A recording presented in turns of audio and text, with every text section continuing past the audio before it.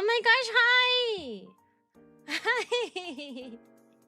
Hey, I'm so nervous because I haven't streamed in a week, and whenever I come back from streaming after not streaming in a week, I get really nervous. And also I took a little longer on the starting soon screen because I took a little longer because I was fighting my glasses. Sorry, my model doesn't have my glasses on right now, but I'm wearing my glasses. And I tried to clean the glasses and it kept smudging everything and it kept doing it over and over and over again. Over and over and over again. It was so scary. And I was like, no, I have to stream, but I can't. I have to stream, but I can't do it. And then think about the 24 people watching you. Ah, that's okay. I'm used to that number. Now, if you were to say that again, and you'd be like, Cyan, don't think about the 50 people watching you. I'd be like, what?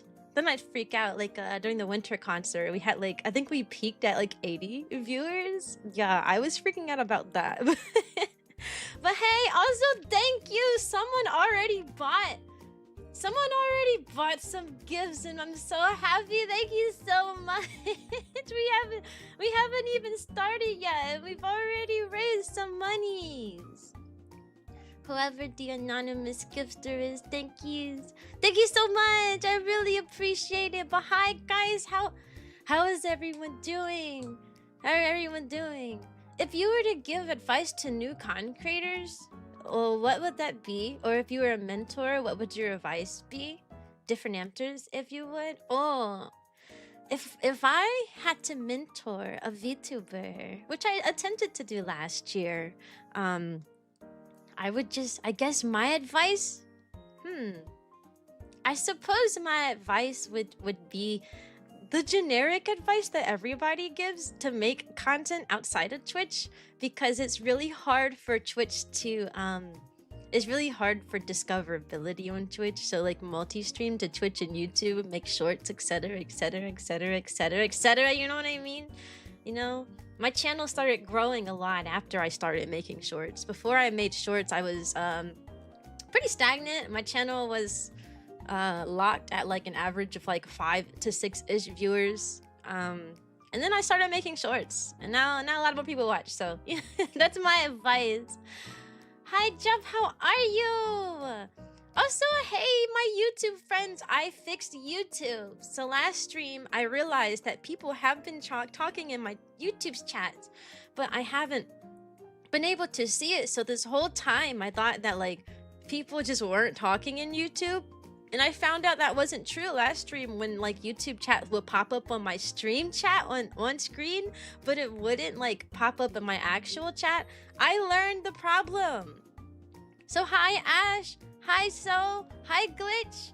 I learned the problem. It was the browser. I switched browsers, and when I switched, I was using Microsoft Edge, and now I'm using Google Chrome. And after I switch browsers, it seems to fix itself. So hopefully it's doing good. Do you play any games? Yeah, I play Pokemon. I'm a Pokemon girl. I'll talk about what my stream schedule is for this week soon. So my understanding, right? Twitch just oversaturates. You don't have to. Yes, Twitch is oversaturated. Well, Twitch is a funny platform. It only pushes your content if you are already being seen. So for example, now that I average somewhere between 15 and 25 viewers per stream, now Twitch is showing me to people. Now I'm getting newcomers and more views and such. But when I was averaging only like 4 or 5, it didn't push it to really anyone. It's really hard to get new people. Twitch only promotes you once you start averaging in the double digits. So like once you have like around an average of like 10 to 15, I noticed that's when Twitch started like actually showing my live streams to people, and I started getting a lot more people coming in. So yeah. I start college in 27 days. Oh, good luck, dude. Good luck. You've been telling me about your dentist journey for a while. I'm nervous because I start the new school year very soon. I've been having a really, really fun summer so far, and I loved it. I've loved my summer, but all fun things have to come to an end, and I do need an income, because if you don't know, teachers do not get paid for their 2 months that they do not work. So my last paycheck was May 30th, and my next paycheck is in August, will be August 31st. So I have not gotten paid for the summer, which is why I'm doing a Throne-a-Thon. Oh, hi, good boy, Jack. I love to see you here. I love it. I be watching your streams sometimes too, Jack. I don't know if you know that. I be lurking. The reason I wanted to do a Throne-a-Thon is because normally I want to raise money for my classroom, because normally I'm the one who comes out of pocket with everything. You know, anything I want in my classroom, whether it be decorations or like quality of life items that are in the room, or activities for the kids, or even like fun things like stickers or candy, all of that stuff is funded by me, the teacher. The schools only provide basic things, so like you can get a few glue sticks, you know, a few scissors, a few expo markers, etc. But that's the extent of it.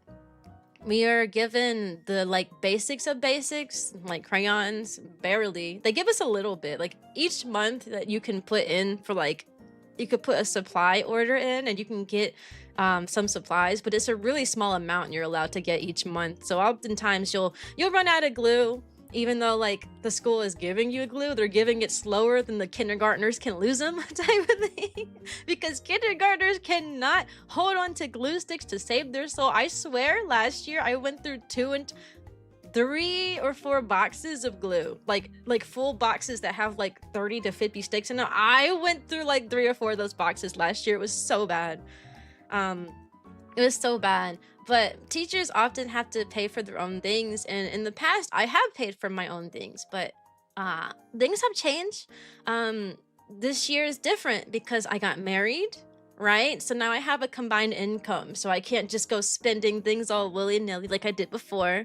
You know, in the past I was like, "Ooh, I want this for my room, I'm gonna go buy it," and there would be no consequences. But now I'm sharing income and finances with Kotaru, my husband. So now I have to, like, you know, actually pay attention to what I buy. And he's a very strong budgeter, which is good. It's good that he budgets as strong as he does. That's how we can afford like our vacations. You know, I just came back from the beach and we went to Japan. All that's possible because of how hard he budgets. But because we're on a strict budget like that, yeah, your girl can't go out and spend hundreds on a classroom no more. That, and I'm also buying a house. My parents are selling my childhood home. They're selling it to me. Very soon. We're literally going to talk to their realtor like today. So I don't really have extra funds to spare anymore. Like a lot of the money is going to a massive down payment on a home, you know? Like it costs a lot. Down payments on homes are a lot of money. That's like thousands and thousands and thousands. We're gonna have to drop in one day. So this year I can't really buy fun stuff anymore. On my own, I probably will go out and buy rugs for my classroom, just because like the rugs at Walmart are like the perfect size and they're not expensive.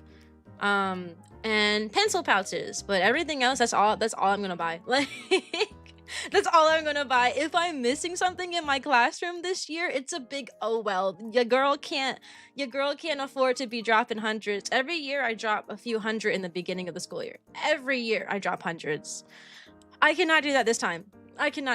This year I'm willing to drop 100. That's it. I will drop a singular 100 from my classroom. That's it. So that's why I want to do a Throne-a-Thon back to school fundraiser, because your girl just I can't anymore. I can't have to buy a house. I can't buy a house and furnish a whole classroom. That's a bit much. So yeah. Did the kindergartners lick the glue sticks? No, but I did have to take a glue stick away from a student I got a new student in like literally in May. Like he enrolled in kindergarten in the last month of school, so bro didn't learn anything and he just showed out and left basically. I had to confiscate glue from him because it was obvious that his parents had never let him interact with literally anything. Like, he looked at me sideways when I handed him a pencil, for example. Yeah, I handed that boy a glue stick, and he I handed him a glue stick, and he wouldn't stop sniffing it, to the point where his students around, like the students sitting around him, had to raise their hand and like rush over to me because they were like, he won't stop putting it in his face. And I'm like, oh my gosh, dude, what's your problem? That I did have to do. He wasn't allowed to use glue unless he was next to me until he could learn like what. I just don't think he knew what glue was. Like, his parents didn't let him. It was obvious his parents hadn't let him use anything, to the point where I don't think he knew what it was. And since it was so far into the school year, like in May, I don't have the time in May to sit down next to a student and teach them how to like use a glue stick, how to use scissors, how to hold a pencil. Like, since he literally enrolled in May, the only thing I did with that kid was just I'd hand him a worksheet that I gave the rest of the kids, and either he could figure it out or he couldn't, which he couldn't because he joined in May. So he literally just did a lot of nothing. He did a lot of nothing for the rest of the school year. It was kind of crazy. What? All right. Let's talk about this Throne-a-Thon and how the Throne-a-Thon is going to go. Okay, let's talk about how the Throne-a-Thon is going to go. Do you see on my stream it says classroom? It says classroom funds raised. Also, Panda, thank you. Panda bought something from my wish list too. Y'all gonna make me cry. Last time I did a Throne-a-Thon, I got nothing. I appreciate you guys so much. I love y'all. You're so sweet. Whoever my anonymous gifter is, and Panda, thank yous. Thank yous! I'm gonna be so excited. I'm gonna roll up into my kindergarten classroom this year, and I'm gonna have a bunch of fun stuff to put around. It's gonna be so fun. Yeah, more W's in the chat, for real. You see how in the bottom corner it says classroom funds raised, $0 raised, updated daily? Because the nature of this Throne-a-Thon, so I'm going to, every time someone purchases something, I'm going to after I end the stream, I'm going to add it all up, and then I'm going to update it. So it's going to say 0 until the stream is over, because, and the reason that is, and it's not just tracking like the donation specifically, is because, let me show you the Throne-a-Thon thing.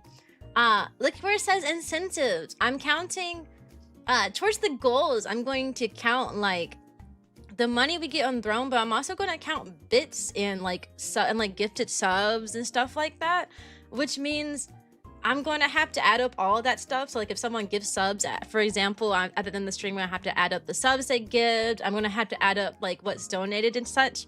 So I will, at the end of the stream, I will go in and I will add up all of the stuff that you guys have, and then we'll figure out how many points we have together. And then we can update it in the bottom corner as to how much money we've raised, okay? That's the plan.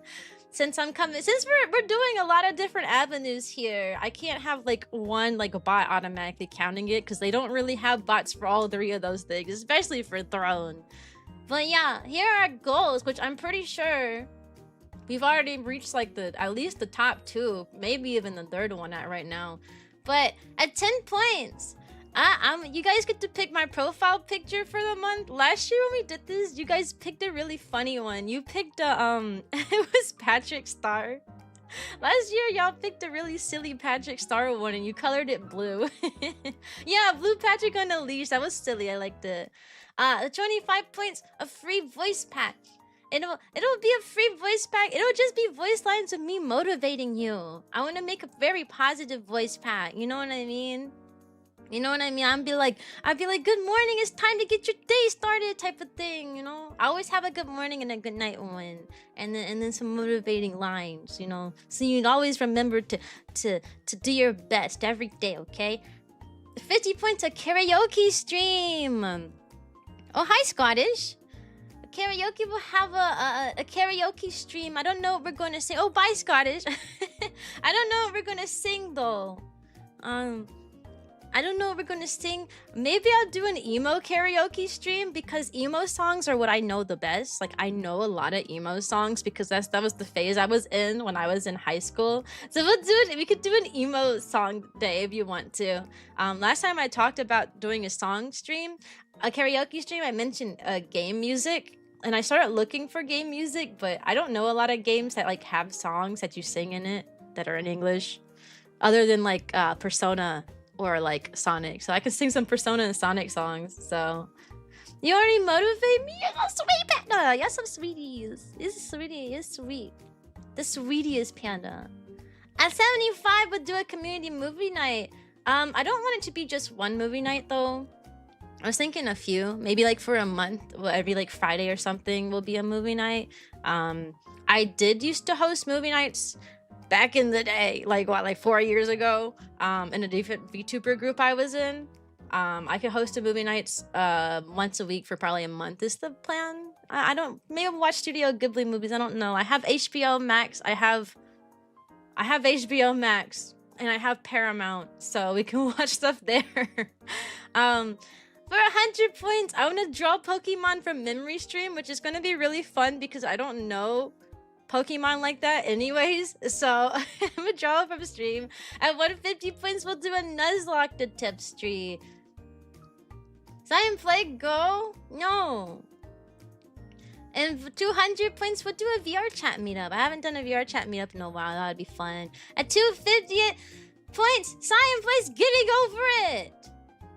Cyan Plays Getting Over It. Getting Over It is a game I would never willingly play on my own because I feel like I'd be angry the entire time. So if you want to see angry Cyan, I put that one pretty high up because I don't like being angry. You have Disney Plus and Netflix and Peacock TV. That's pretty good. You got a lot of them. And Cyan sketches her viewers at 300 points. The top 3 donors, by the way, get VIP badges. So this is your chance. This is your chance to get your VIP badges in the chat and Twitch chat. I don't know if YouTube has VIP, and I'm not monetized yet. So even if they did, I wouldn't be able to give it out. But on Twitch, you can get VIP badges. Yeah. Yeah. So that's the Throne-a-Thon information. Any questions? Any question? This is about kindergarten streams, so I'm gonna stop to ask questions because that's what kindergarten teachers do. Any questions? Remember, there are no dumb questions. There are no dumb questions. You can't ask a dumb question. It's not possible, especially when you got a teacher right here. Nothing you can say is dumb. I've heard dumb or trust. Trust. Can I go to the bathroom? Yes, you may. Actually, no. You said, can I go to the bathroom? It's may I? May I use the bathroom? Huh? May I use the bathroom? What's the goal amount? Getting stuff in my classroom? I don't really have like a top goal, but I guess the highest point on my Throne-a-Thon is a 300 points. So I guess $300 is the max that I counted for. I don't expect to get that high, but you never know, man. You never know. May I skiff the glue? May I sniff the glue? If you want to, I guess. I guess we're not learning anything too important today, so you can sniff the glue in the corner if you would like. Hydrate. Y'all keep redeeming that. I haven't been doing it. May I eat the red crayon? No, we only eat the blue ones. The blue ones. What stuff are we buying? I'm raising money for my funds from my classroom. So my Throne wish list is pinned at both YouTube and Twitch chats. It has a bunch of classroom things. Anything that you buy on Throne. The reason I like Throne is because you know, hey Timmy, you know where the money is going. Like if you try to if you're raising money for something, but you just have PayPal donations, for example, you don't really know if the person's going to spend the money on that thing. Which is why I kind of like doing having Throne, because someone might not believe that I'm a real teacher. They might just think that, oh man, Cyan's lying about being a teacher. Well, the way Throne works is that once you pay for something on Throne, it literally immediately ships it to the streamer. There's no in between. You pay for something on Throne, it ships it. So it would be really funny if I was a fake teacher and I wanted all of these classroom materials for no reason. That would be really silly. It's like, oh my gosh, we find out that Cyan is not a real teacher, and when she does these events, she just wants the crayons and the markers and the teacher planner all for herself. All for herself. Ah! You sound like a real teacher? Well, thank you. I'd hope so. I don't talk to y'all in my teacher voice. I don't talk to y'all in my teacher voice. My teacher voice is a little higher. It's a little higher. I'd be like, yes, sweetie, what would you like? Oh, come here. Come here, sweetie. What happened? Oh, he hurt you? Okay, you know, my teacher voice is a little bit higher. Unless, well, I'm trying to think. No. When I'm talking to the whole class as a whole, it's about right here. But when I talk to the kids individually, I'd say it's a bit higher pitch, just because, like, you know, they're little ones. They're little ones. I like teaching kindergartens because you get to really I like teaching kindergarten because you get to really like act. You get to act a lot. You know, there's a lot of acting involved in kindergarten. A lot of creative ways to teach. Like one of the star item on my throne wish list, and we'll talk about the throne wish list. I'll talk about it at the end, to be honest. I just wanted to talk about kindergarten stuff today. At the end I'll go through my throne. But the top thing at the throne is actually it's a puppet. It's a puppet. It's like a dog puppet, and that's so fun. You can do so much fun things with like kindergarten. If I had a puppet, it would be my little buddy. I gotta give him a personality though. Like either you gotta give the puppet a personality, so I could use the puppet whenever I want to demonstrate what not to do. So maybe my little puppet dog is like rambunctious, and he's always like trying to do something he's not supposed to, and the kids will be like, no, you're not supposed to do that, you know, type of thing. Or you could have it be the model student if you want to. There's a lot of fun things you can do. What's it like being a teacher and teach them? It's fun, and it's very stressful and mean at the same time.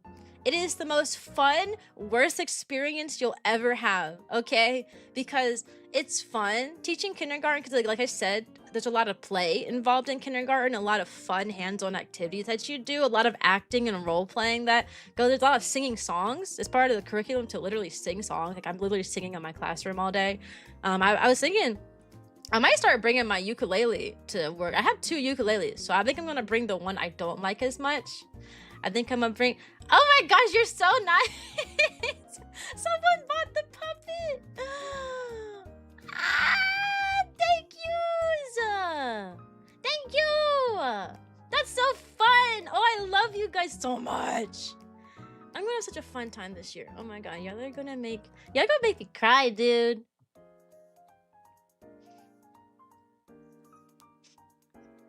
Y'all like making me cry. It's funny because I didn't expect anyone to actually, like, you know, to gift anything or really care. But you guys are so nice. I did a Throne-a-Thon last year and it went like nowhere. So this year was like literally expecting like nothing.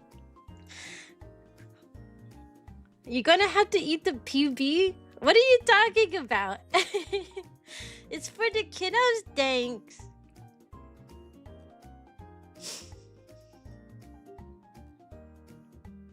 Oof.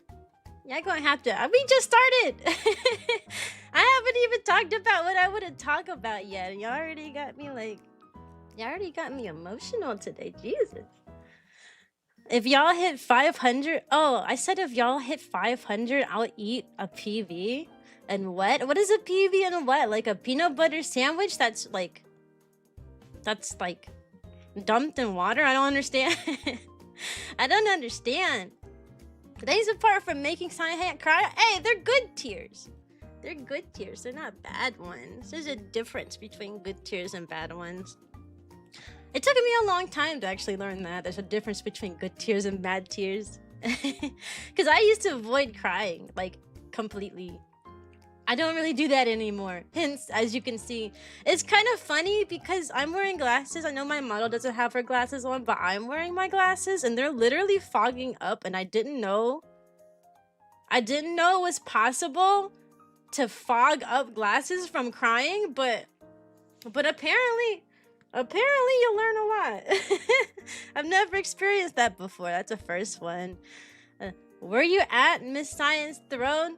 I gotta update the classroom funds raised, but at this point, let's check. At this point, we're probably already at the 100 points. Oh, whoopsie, I'm on the wrong thing. I haven't even started talking about what I'm gonna talk about yet. Sheesh. Let's see. Yeah. If it shows me.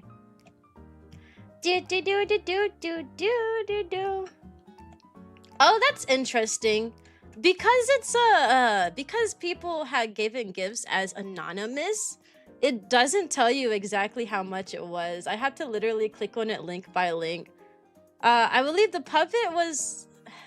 How much was the puppet? 30? The puppet was like 30.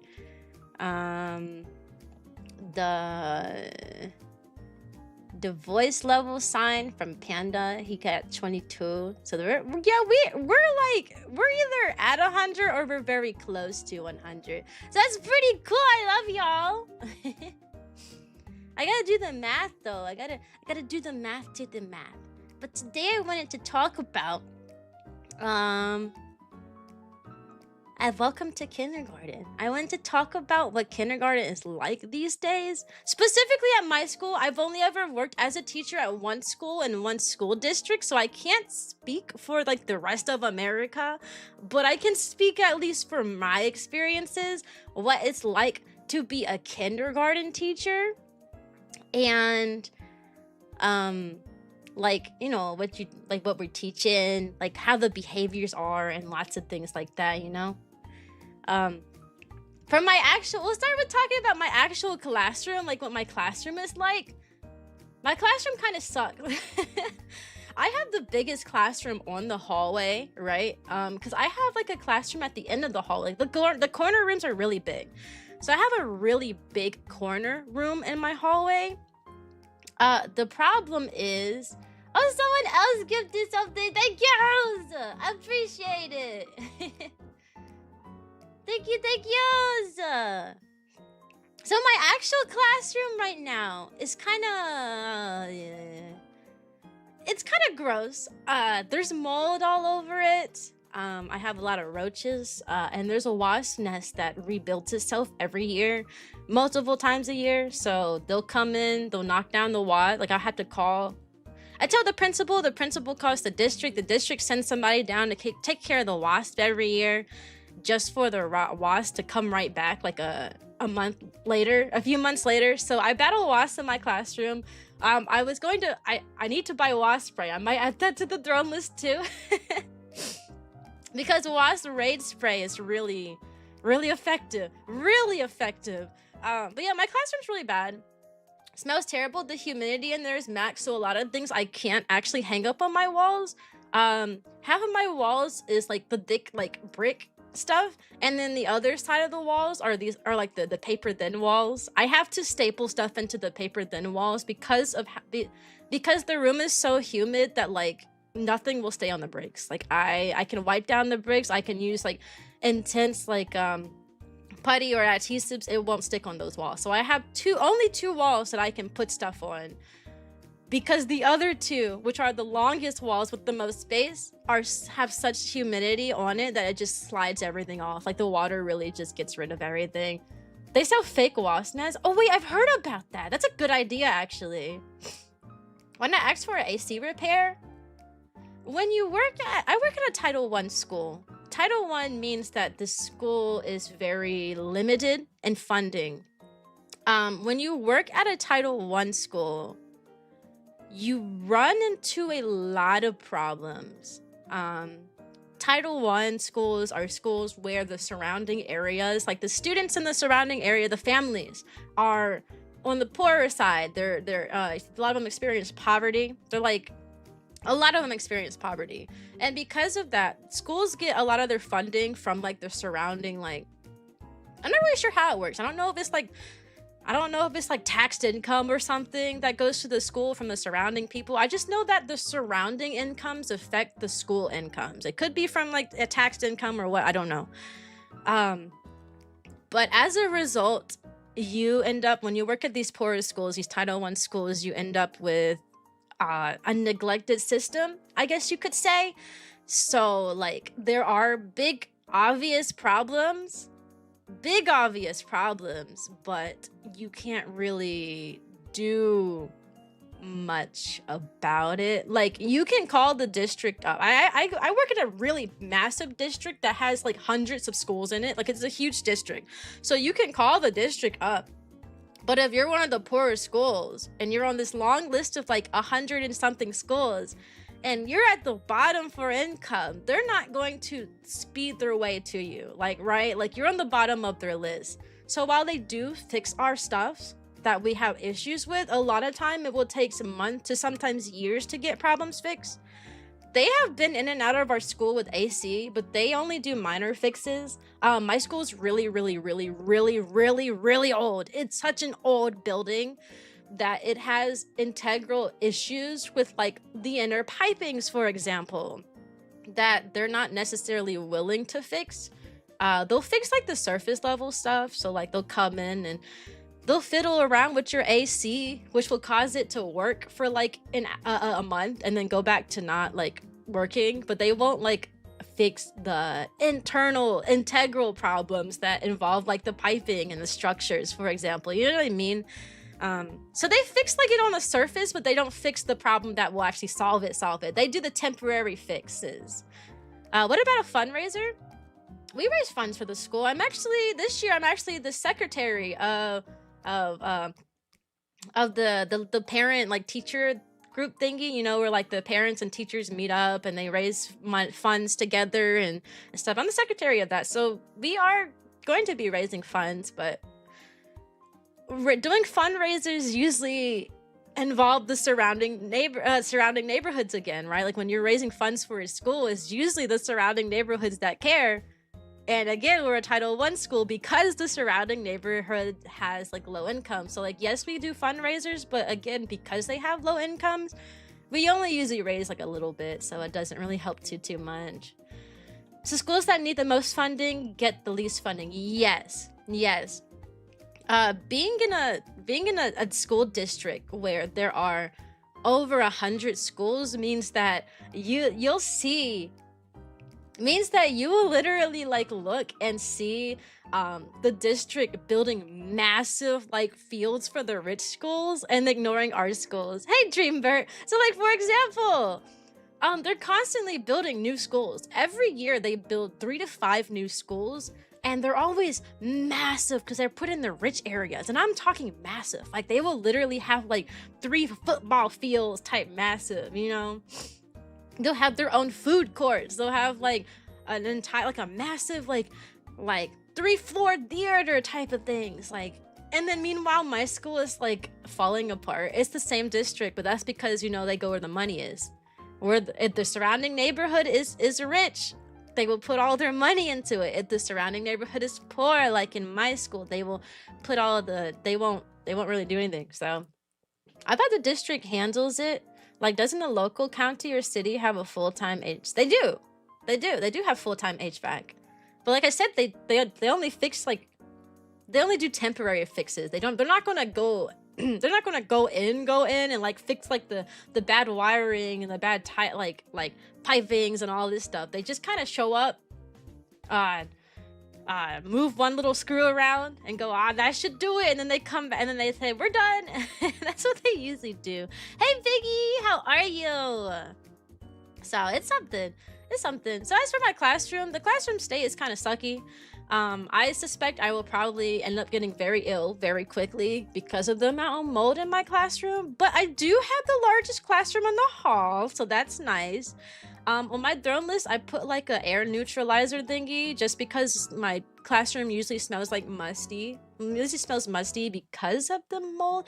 I can't figure out where the mold is. I suspect it honestly might just be behind the wall because I've searched up and down in my room, and I to this day have not found like a big blotch of mold anywhere, but it smells like it. My classroom smells like it. It's so bad. It usually only smells like it during certain parts of times of the year, though. Like usually when it's cold outside and they put the heat on inside the building, doesn't smell like that. So it could honestly be coming from the HVAC itself that has mold in it. I don't know though. I'm not able to look in there. I'm not able to look in there. But I'm doing good. I'm doing good. Yeah, that's my classroom. It is very big though. I do like how spacious it is. I'm lacking some furniture in the classroom. Fun fact, when I first got my classroom, it had no furniture in it at all. Like, you're supposed to come to a classroom being fully furnished. Mine had nothing. It literally had one table and a handful of chairs. I literally had to go from classroom to classroom going spare tables, spare tables, spare table. It was bad. It was bad. Now I have, after like leeching a bunch of tables and like furniture off from other teachers, I finally have some stuff, but now I have broken furniture. Like I have like this really tall bookshelf that I use for everything. It's broken now. I had the smaller bookshelf I use for everything. It's broken now.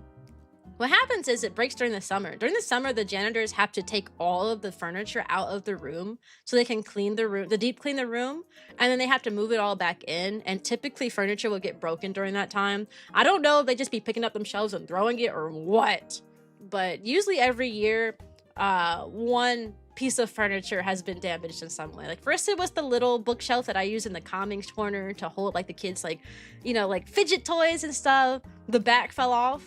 And then the second year, it was like the tall bookshelf I use for all of my materials that I keep behind my desk. All of a sudden, the back was falling off and the shelf was falling off too. It's a lot.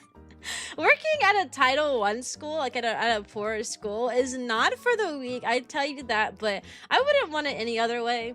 I don't think I would enjoy working at like a rich, uppity school, mostly because the demeanor of the students and the families would change, and I like the families I deal with. So, is this teacher trying to turn into a Pokemon master? She sure is. She sure is, and she's been working her butt off to do it. Today we talking about kindergarten, but tomorrow we going back to playing our Pokemons. We're gonna be playing a lot of Pokemon tomorrow. That can happen if it's unable to pump the water away. Yeah. The HVAC actually flooded the school multiple times, where like all of the HVACs at the school would start flooding at one time. That's happened a lot. I'm being real, that's happened a lot. So as y'all stretch. Question, is there a sink in the classroom? Because if you do, that's where it might be, because it's most likely leaking after it moved. Yes, there is a sink in the bathroom. In the classroom. I did spray down it with bleach. I did spray underneath it with like bleach and stuff, and I got it all cleaned up, and it did reduce the smell a lot when we cleaned underneath the sink, but the smell is still there, so I don't know. I have no idea.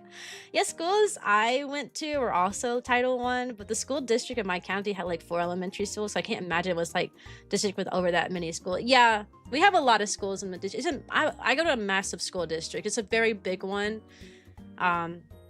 Very big one, and they're building more schools every year, so it's a lot. It's a lot. We have like 50 elementary schools, like and a lot of them are Title I, you know. That's because like my school district spans a very wide, like a very big circle. It's a very big circle of places.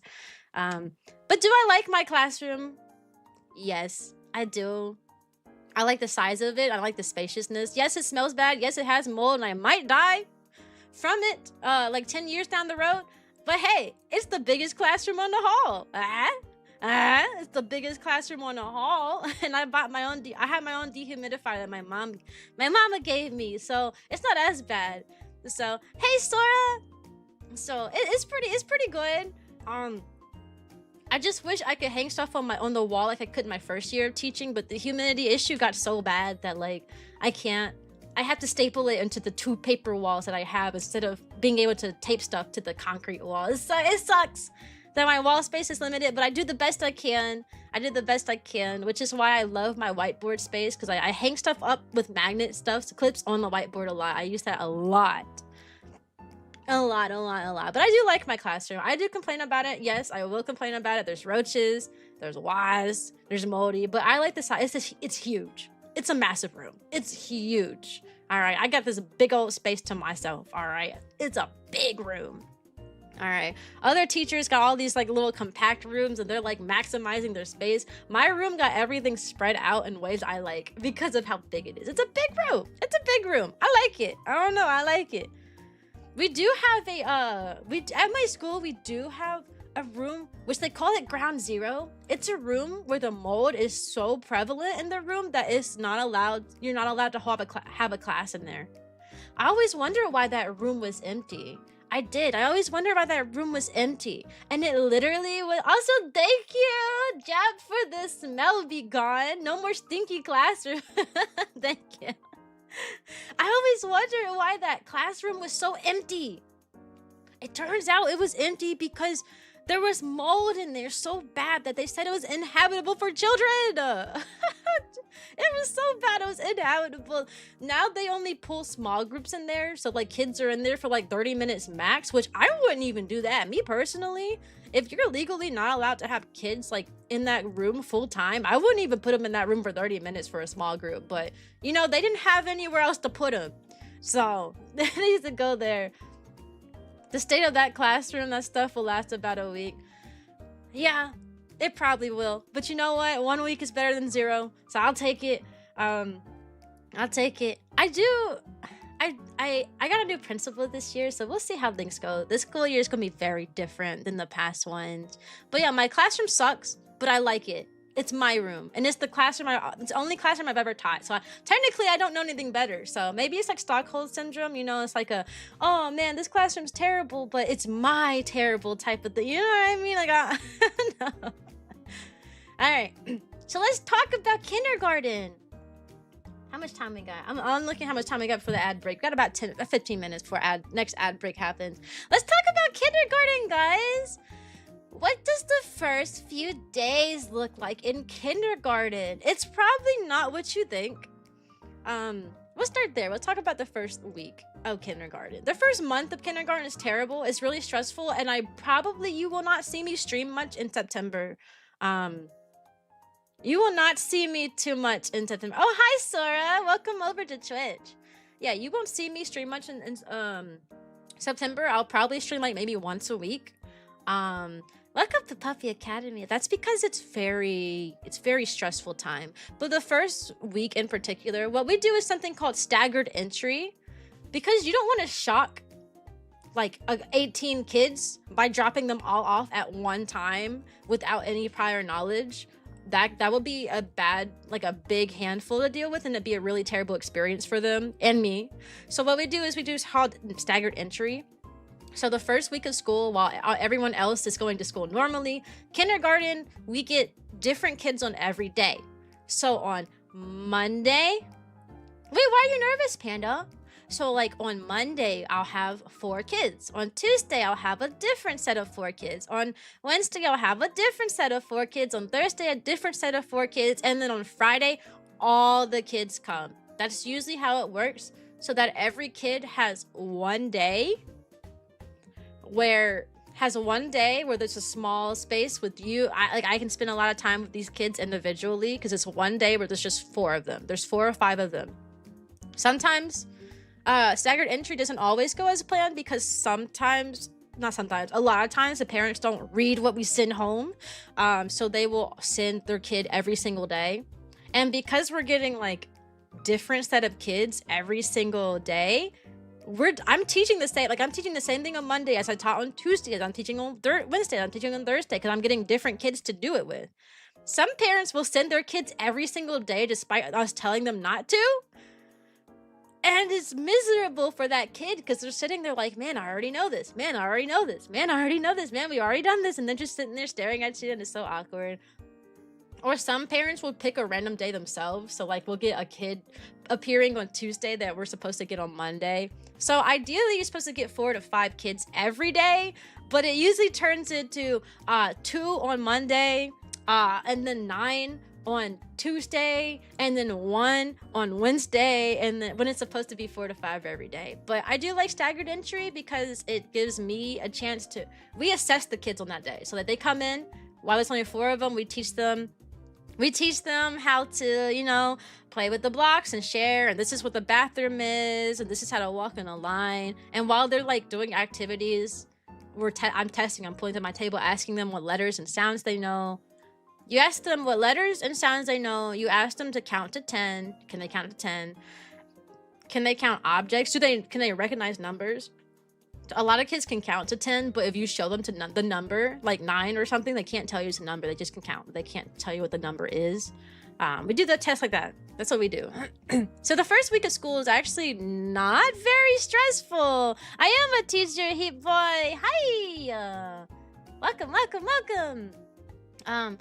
The first week is not too stressful, but that final day on that Friday, when every single kid comes to school, that day is miserable. Let me tell you why, all right? These kids have only had 1 day under their belt before they're being dropped off into a class full of 18 other kids. So what happens is, you're like herding sheep, right? They don't know when to go to their desk. They don't know where their desks are, so they're like wandering around the room trying to figure out where to sit down at. They don't know yet. They don't really have discipline instilled in them yet. So a lot of kids will get up and start wandering away because they don't know that they're supposed to be in their seats yet. So you got a lot of kids who start wandering away. Some kids that are a bit more rambunctious will try to leave the classroom when you're not looking, for example. You'll always have 3 or 4 kids going, I want to play with the toys now. Why can't I play with the toys? I want to play with. You know, you always have some kids that like freak out because they see a lot of colorful, fun stuff in the classroom and they're not allowed to touch it. They don't know how to sit crisscross applesauce on the carpet a lot of times. So they'll sit on the carpet. They'll start crawling around. They'll start, you know, bothering other people. A lot of them are nervous, so they're crying. You'll have about 4 or 5 criers. Some kids will cry the whole day. Some kids will cry a month. Some kids will cry the whole year. You don't know. But on that first day, they will be crying. They will be crying. A lot of the kids will stop crying after about an hour, but some kids don't stop. They literally will cry all day long, for weeks at a time, all day long for weeks. So you got these kids sobbing. They're wandering around the room. They're like, I want to play with the toys. They don't know how to share yet because a lot of kids are only child. So they'll try to go take stuff from other kids and like, no, it's bad. Kids will wet themselves because the bathroom is scary. It's a single stall bathroom that looks like a jail cell. Yes, we do have a bathroom in the classroom, and it's scary. It's a scary bathroom. I'm not gonna lie. I literally am teaching in the same school that I went to elementary in. Fun fact, I'm teaching in the same kindergarten classroom that I was in kindergarten in. Like same classroom and all. All right. Same classroom. So I literally have memories of me having to go to the bathroom and being terrified of that bathroom when I was in kindergarten. So I understand my kindergartners being afraid of the bathroom because I literally was afraid of the bathroom. You know what I mean? Like, it's a scary place. It's a scary place. So it's a lot. The first day sucks. The worst part, and then I'll start answering y'all questions too. The worst part is transportation. So something that a lot of people don't know is on the first day, bus drivers are allowed to pick up any kid. A bus driver will let any kid get on the bus because the bus driver is taking these kids to a safe place. They're being taken to a school. And if they are at the wrong school or such, it can be handled with the school. So a bus driver will pick up any kids, regardless if they have signed up for a bus or not. The problem is a lot of parents don't sign up for their kids to ride the bus in kindergarten, and they just put that kid on the bus and do not realize that that bus cannot take them back home. They think that we just throw our kids on a bus and then this bus and the whole school and the bus driver will magically know where to bring them back when it's time. That's not how it works. You know, so a lot of parents were like calling, tracking down, hey, how's your kid gonna get home? How's your kid gonna get home? Because they rode the bus, but they don't have a bus assigned them, and they can't get on that bus, and it's a very stressful time. It's very, very stressful. It is, transportation is the worst. Because once you do finally, so all day you're like stressing out, like hoping the staff can get in contact with the parents so you know what to do with these kids. And then a lot of times, once you finally do have like all your transportation down, it's stressful because some parents will tell you one thing and then get upset when you do that. So they'll be like, oh, he's a walker. And then you put the kid with the walkers, and then they'll be like, why is my kid not on the bus? That happens a lot. So you'll get fussed at a lot. You also have to take the kids to those places. And remember, they don't know how to walk in a line yet. They don't know how to walk in a line yet. They don't know where they're going. So you lose a lot of children on that first day of school. First week, honestly. But specifically the first day, you will lose a lot of kids. Like, because you have to line them all up. You send them with the teacher assistants. The teacher assistant takes them to the car riders and the walkers. They'll wander away from them, so they'll lose kids. I have to walk the kids from to the buses. That's when I'll lose kids there too, because they'll go, ew, that wall is colorful, and they'll wander off. And because it's your first day, you don't know what these kids look like. I can't look at this kid in the face and go, oh, that's my student. His name is blah, blah, blah, because I just met him like today. You know what I mean? So you'll lose kids and you're like, wait, I don't know this kid's mind. What's your name? What's your name? Where did he go? It's a bad time. Transportation is terrible the first week. That's why it's very stressful. Another stressful thing is, remember how I mentioned the buses, how they'll pick up any kid? So a lot of the parents don't send their kids with anything identifying, meaning these kids will pop on a bus that they don't necessarily belong on because they never signed up for one, and they'll hop off the bus at the school and we don't know where to put them. We do not know where to put them. Oh, thanks, Sammy, for the gifts. Y'all are so good. I love you. Thank you. I appreciate it. I love y'all so much. I'm gonna count all the stuff up. Maybe during the Be Right Back screen. Oh my gosh. But yeah, they get off the bus with no identifying information. And guess what? A lot of these kids don't speak English. So imagine, or they don't know their own name. So imagine a kid going on a bus. We don't know who they are. You say, hey, what's your name? And they go, my name is Pumpkin. Because that's what their mama calls them at home. My name is Pumpkin. Your name is Pumpkin? Yeah. Do you know what grade you are? I'm 5 years old. And you're like, oh my gosh. Or you're like the Farsi boy we had. He spoke Farsi, fun fact. Took us a while to figure that out because he got off the bus.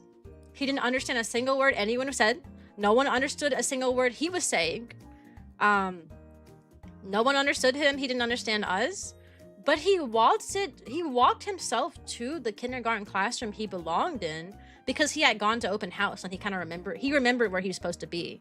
And we're thankful that we remembered where he was supposed to be. That he remembered where he was supposed to be going, because if he did not have such a great memory that he could walk himself down to the classroom after only one day of meeting a teacher for like 30 minutes, then I don't even know what they would have done with that kid. That's how we found out that Google Translate does not have an option for Farsi, by the way. They had to like track down some other like translator app so they can figure out how to communicate with this kid. It was kind of crazy. Anyways, I've seen some questions. Let me answer them. Assigned seats in kindergarten? Yes. You need assigned seats in kindergarten. You need structure. Kindergartners are all over the place. If you do not give them assigned seats, what they're going to do is they're going to sit next to their best friends, and they're going to roughhouse because they don't know to not put their hands on each other yet. They're going to start roughhousing. They're going to do stupid things that they're not aware is dangerous. Oh, they have a pencil. They're going to poke a kid in the eye. Oh, I didn't know that was going to like poke his eye out, you know. They're going to try to cut each other's hair. Oh, I didn't realize that cutting someone's hair is bad. There's a lot of things that they don't know what is right and what is wrong yet, especially when they're given a bunch of materials they've never seen before. So if you sit them without assigned seating and they're next to their best buddies, they will start experimenting. So yes, assigned seats in kindergarten. Assigned seats in kindergarten. I've seen several kids when I was in kindergarten always pull their pants all the way down while peeing. Hey, I've had some kids use the bathroom during recess time because they really had to go and they didn't realize that flashing everybody was a bad thing. So let me scroll up and make sure I didn't miss any. Any question? Do you think some of those parents don't know how to read? Yes. Well, there's a lot of parents who can read, but they can't read in English. We print everything out in English and Spanish, but if there's a third language, for example, Hakachin was very prominent in my classroom this year. I had a lot of Asian students this year, and their parents, every single one of them spoke Hakachin. That made it a bit difficult when we're printing everything in English and Spanish, and they can't read neither of those languages. However, I don't like making excuses for parents, because if the language barrier is the problem, there are literally apps where you can take a picture of text. Like, you could literally take a picture of an entire like paper we sent home, and then you can press translate and it will translate word for word everything.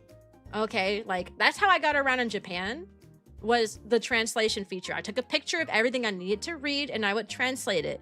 So if I can get around in Japan knowing zero Japanese, then they can translate some documents for their child. Okay, you know, like, I don't like making excuses for parents like that. Like, I get it, it's difficult, but there's also apps for that. And every single parent I've seen had an iPhone. Every single one of them, they all got smartphones, all of them. I have yet to see a parent pull out a flip phone. You know what I mean? So they can do it. They can do it. I think it might be a little bit of ignorance, like they just don't know about these different translation apps, which I do. Since I've had my experience going to a foreign country this year, I do plan on educating parents about that. So I do plan on sending out information about like how you can translate things and such, because we use an app that automatically translates stuff to their language when you type it. So like, I can text in English and they'll receive the message in Hakachin or whatever language they opted in for. So I do plan on educating more parents about translation apps and features, because a lot of parents will use like translation issues as an excuse. And I'm like, no, we are in 2026. There are ways to get around that. You can talk to anybody these days and read anything these days without actually knowing the language. So can they even read? Yes. Now, I did have a parent that just straight up couldn't read. I've only experienced that one time though. I had one parent who just could not read at all.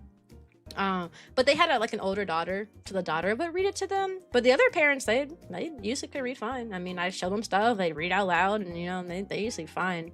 But it just happened. I remember taking the wrong bus on purpose as a kid to play with a friend without telling my parents first. See, we don't allow that to happen. The bus driver will know what kid belongs on the bus. If they start memorizing faces, so if you get on the wrong bus, they will like fuss at you. They will be like, you don't belong to this bus. Who are you? You know. So it's been something. It's been a lot. But yeah, that's the first week. Any questions? That's the first week of school. It's very stressful. Typically I will probably stream. I will still be like actively streaming during the first half of the week, like when we're doing the staggered entry, like when I'm getting different kids every day. But once school goes full in, it becomes a lot. Second week, we start, as you have all the kids, you have to like, you're basically doing rules and play and rules and play and rules and play for the entire first month. So like, we teach them how to, for example, like for math, for example, right? Instead of like teaching them numbers and stuff like we normally would, we literally just start off giving them a bunch of materials. So like, oh, the cubes, you're going to be using cubes later in the year, so here's some time to play with some cubes while you're teaching them about the rules and how to share and noise volume, noise levels and stuff. Okay, let's play with some cubes for math today because you'll be using this later in the year. Oh, here's some geoblocks to play with for math today because you'll be using these later in the year. Here are some counters to play with because you'll be using these. That's what math is, like the first like month. Oh, here's some geoboards. They just get a chance to play with all the material. They just play with everything. So they can get it out of their system. You know, they've already played with this. So by the time it's time to actually use the materials, they're like, oh, I know this. I was playing with it, you know. So it's all exploration. And then ELA is teaching, we're reading books about sharing and following the rules and stuff. Same thing for social studies, we're learning about communities and rule following and stuff. So the first month is literally like just going really slow and focusing on rules. Like, this is how you're asked to use the bathroom. This is how you glue the carpet. This is how we switch tables for stations. This is how we play with our toys without throwing it at each other and screaming at each other. There will be an ad break in 5 minutes. When we'll come back, I'll talk to you guys about what we actually teach. You'd be surprised some of the stuff that kids learn about in kindergarten that I feel like a lot of people don't realize. I think a lot of people have this misconception that kindergarten is like a daycare, but kindergarten is the new first grade. Like, they're literally learning like adding and subtraction. They're learning about 3D shapes, for crying out loud, in kindergarten.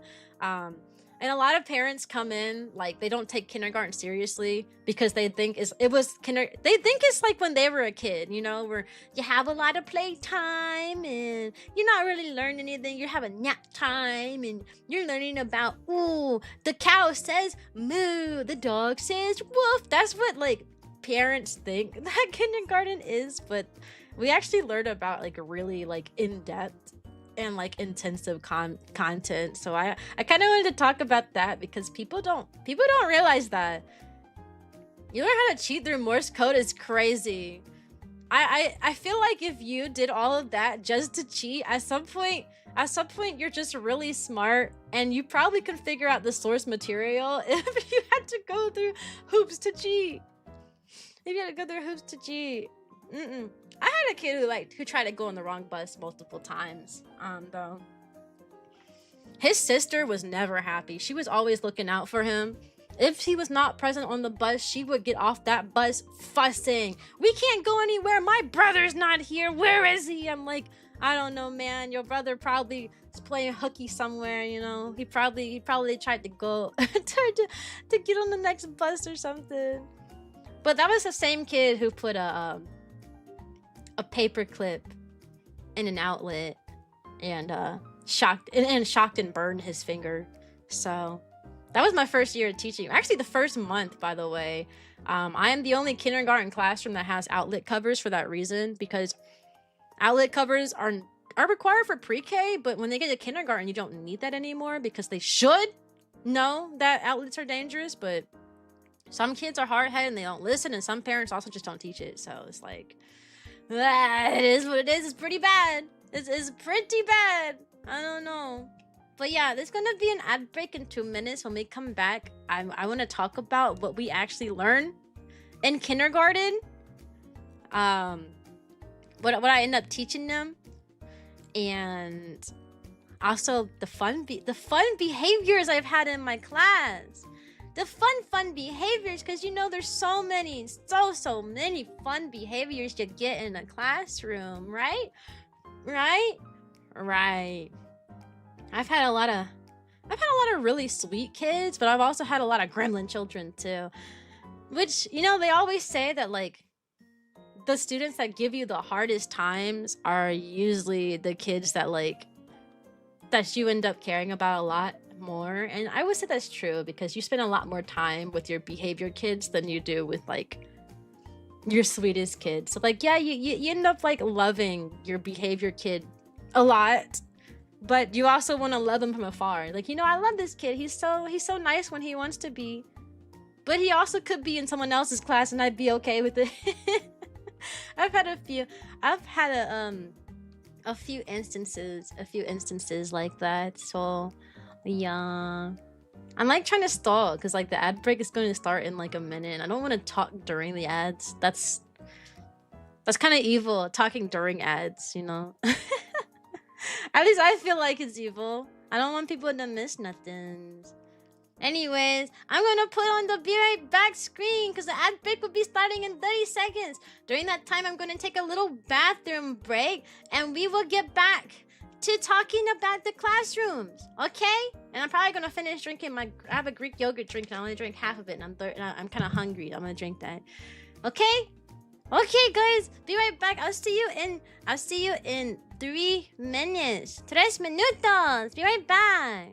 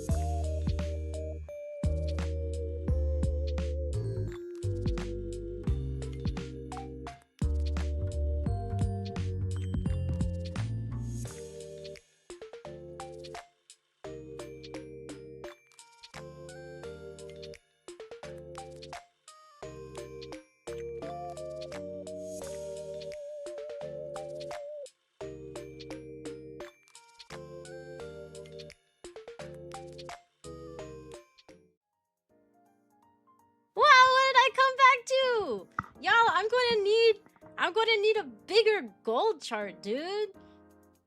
My highest goal was 300, and I did the math during the be right back screen. I did the math while I walked away for a little bit. We're we're at 225. We're at 225, and that's without the gifted sub. Thank you, Jeff. Thank you. That was 5, and then you subscribe. Wait, let me do some more math. Let me. I was like, let me do some math while I'm gone, and then you. I need bigger goals. I only anticipated for 300. Y'all are some crazy peoples.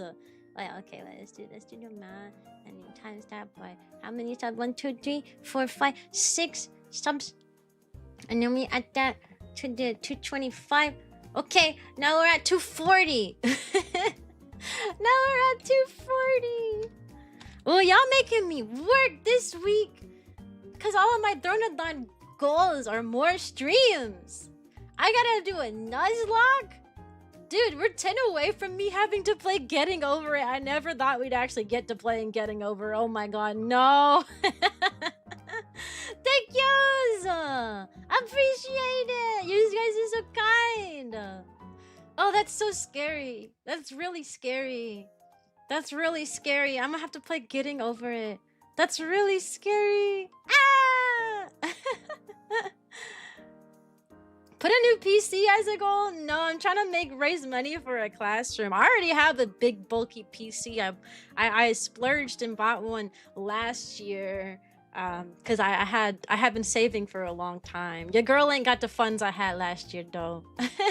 You have to play Getting Over It? Yeah, if you raise $10 more, I will have to play Getting Over It. Dude, I'm gonna be so mad. That's gonna be my most angriest stream to date.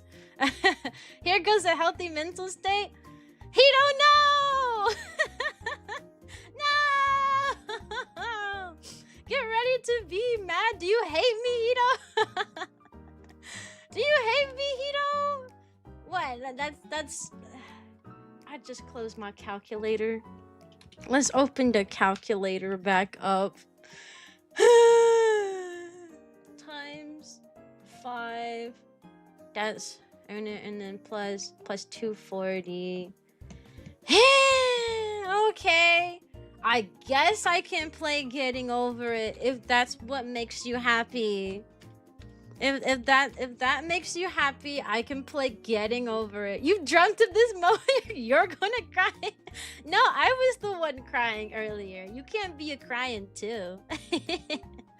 You can't be crying too. That's illegal.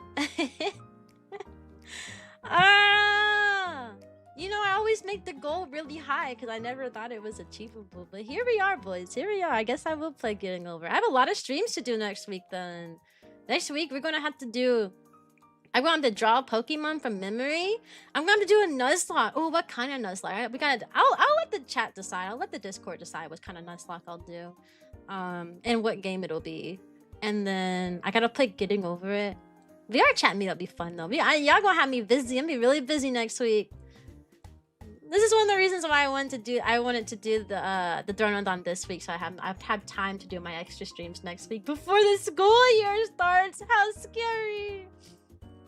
All right, Panda, you're gonna have to tell me your work schedule, though. I don't want to play Getting Over It if you can't be present. So, let me know. Let me know when you want me to stream Getting Over It, Panda, since you literally been dying for me to play this game for a long time. School year soon already? No, it's not a yay. It's a terrible thing. But you know, we'll make the most of it. I like the school year, but I don't at the same time. You'll DM me, but... All right, boys. I wanted to talk about... Oh hey, Robert. Sorry, I wasn't at my calculator up on my second monitor, so I couldn't see you talking. Hey, Robert, how are you? My best friend's little brother has beat Getting Over It 14 times. It has a learning curve. My mom, who's already a teacher, is dreading it's already August. Yeah, as soon as August came, I said it's time to lock in. Like August 1st, I started planning the Throne-a-Thon. I was like, I need to lock in if I want my classroom to be classroomy.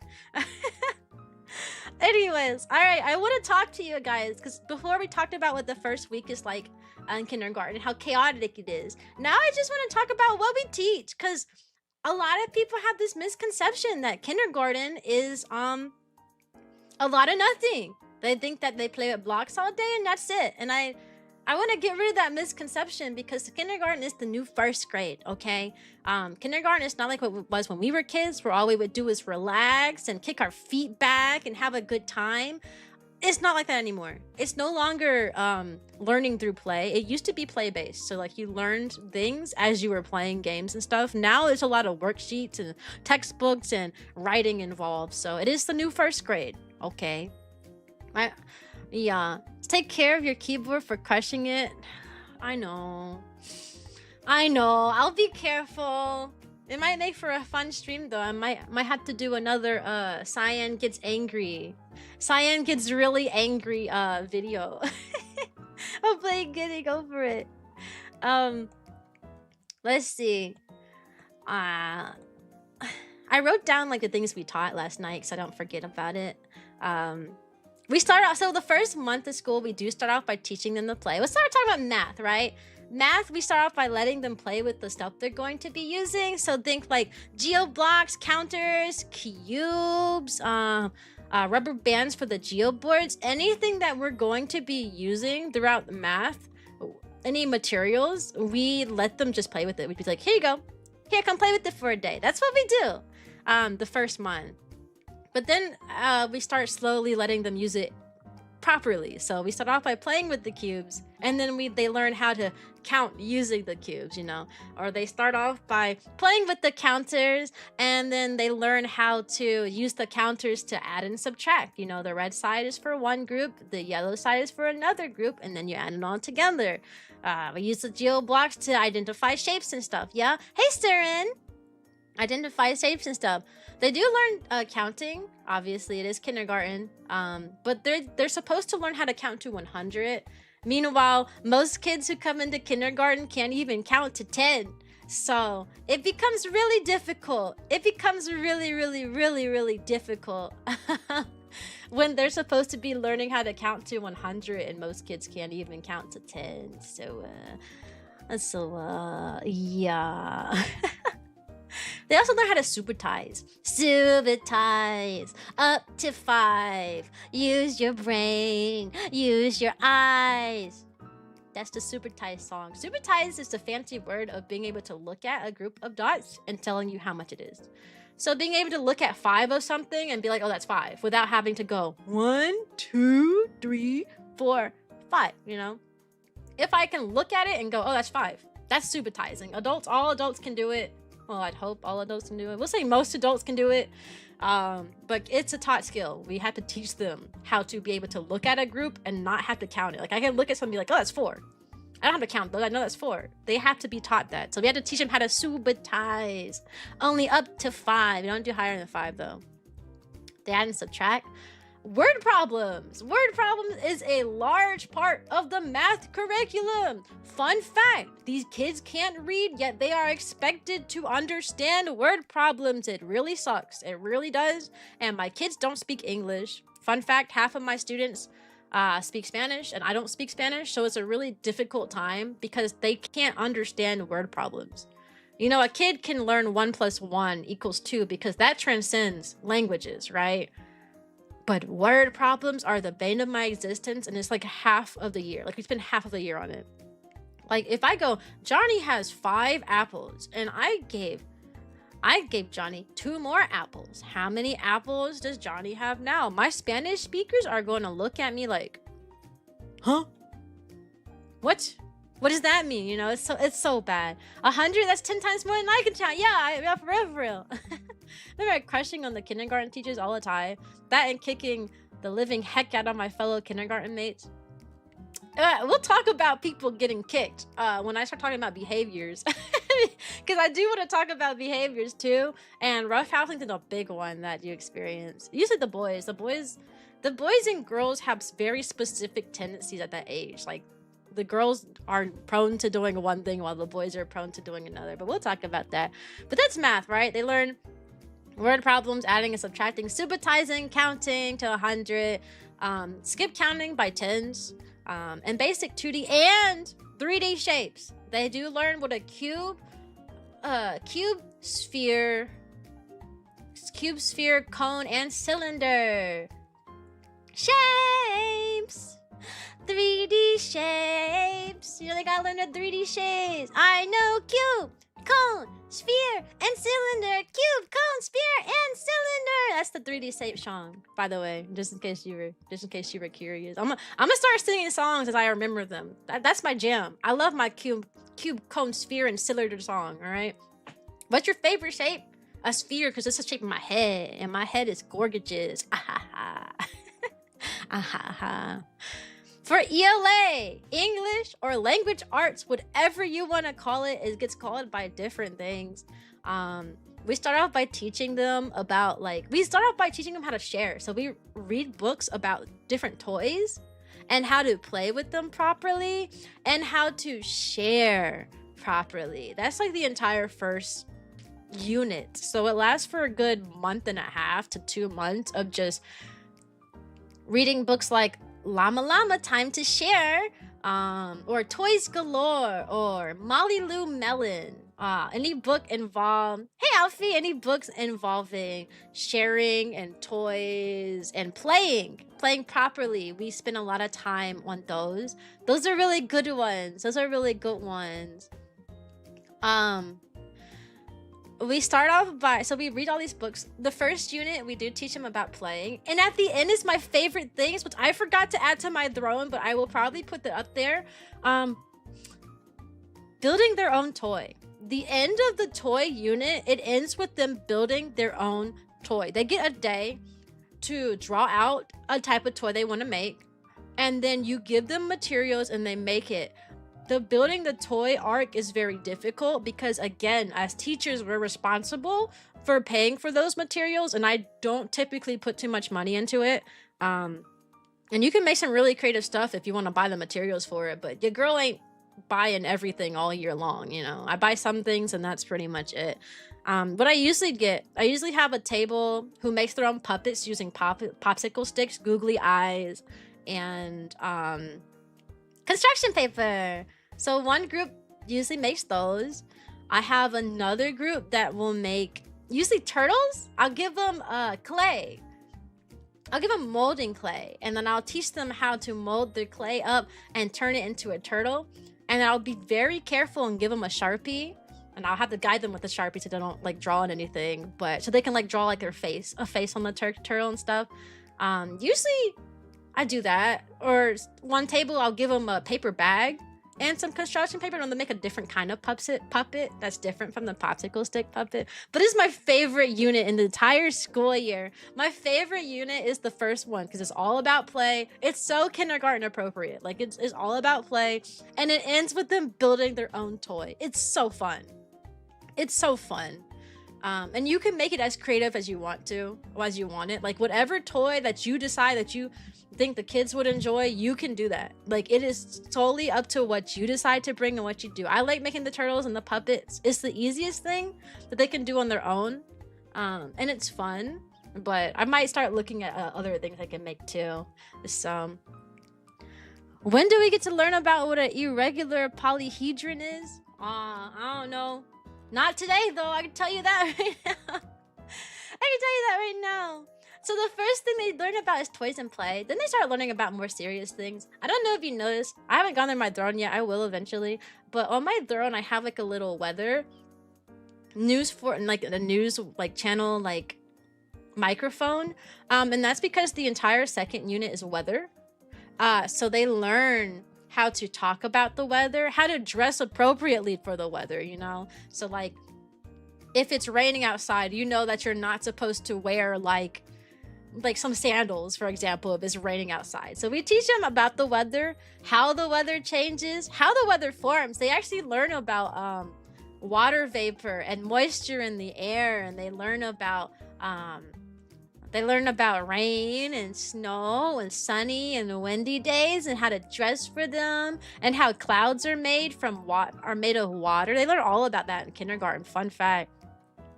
On Throne, what's the most needed items? Most needed? Probably pencil pouches. Every year I give my kids their own individual pencil pouch. And that's one thing I'm like guaranteed to go buy. That's one thing I will buy. Like if nobody contributes to that, I 100% will buy the pencil pouches. I think that's the biggest needed thing though. It's just the pencil pouches. Everything else is like I can go without, but the pencil patches, and I will buy those. And the seat pockets, but I buy cheap Dollar Trees. I put more like sturdy, expensive seat pockets on Throne, but typically I go to the Dollar Tree and buy these really, really, really thin ones that get holes and rip up really quickly. But I buy them because they're $1 at Dollar Tree. I buy 18 of them, which is $18.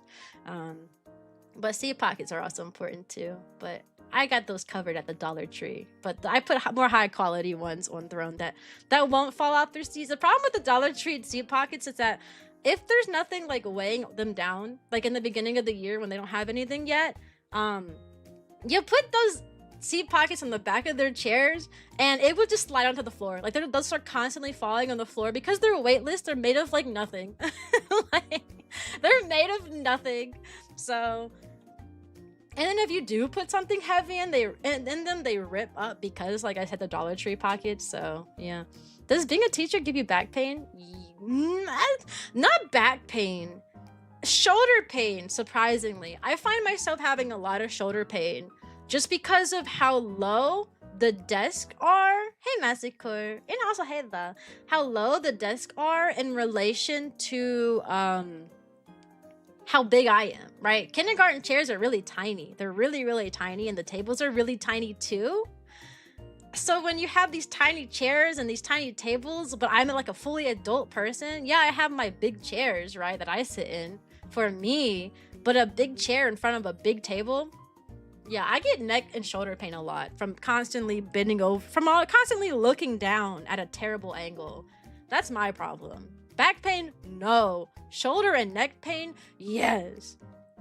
A teacher isn't blue collar work, so it's not physically demanding. No, it's just a lot of walking.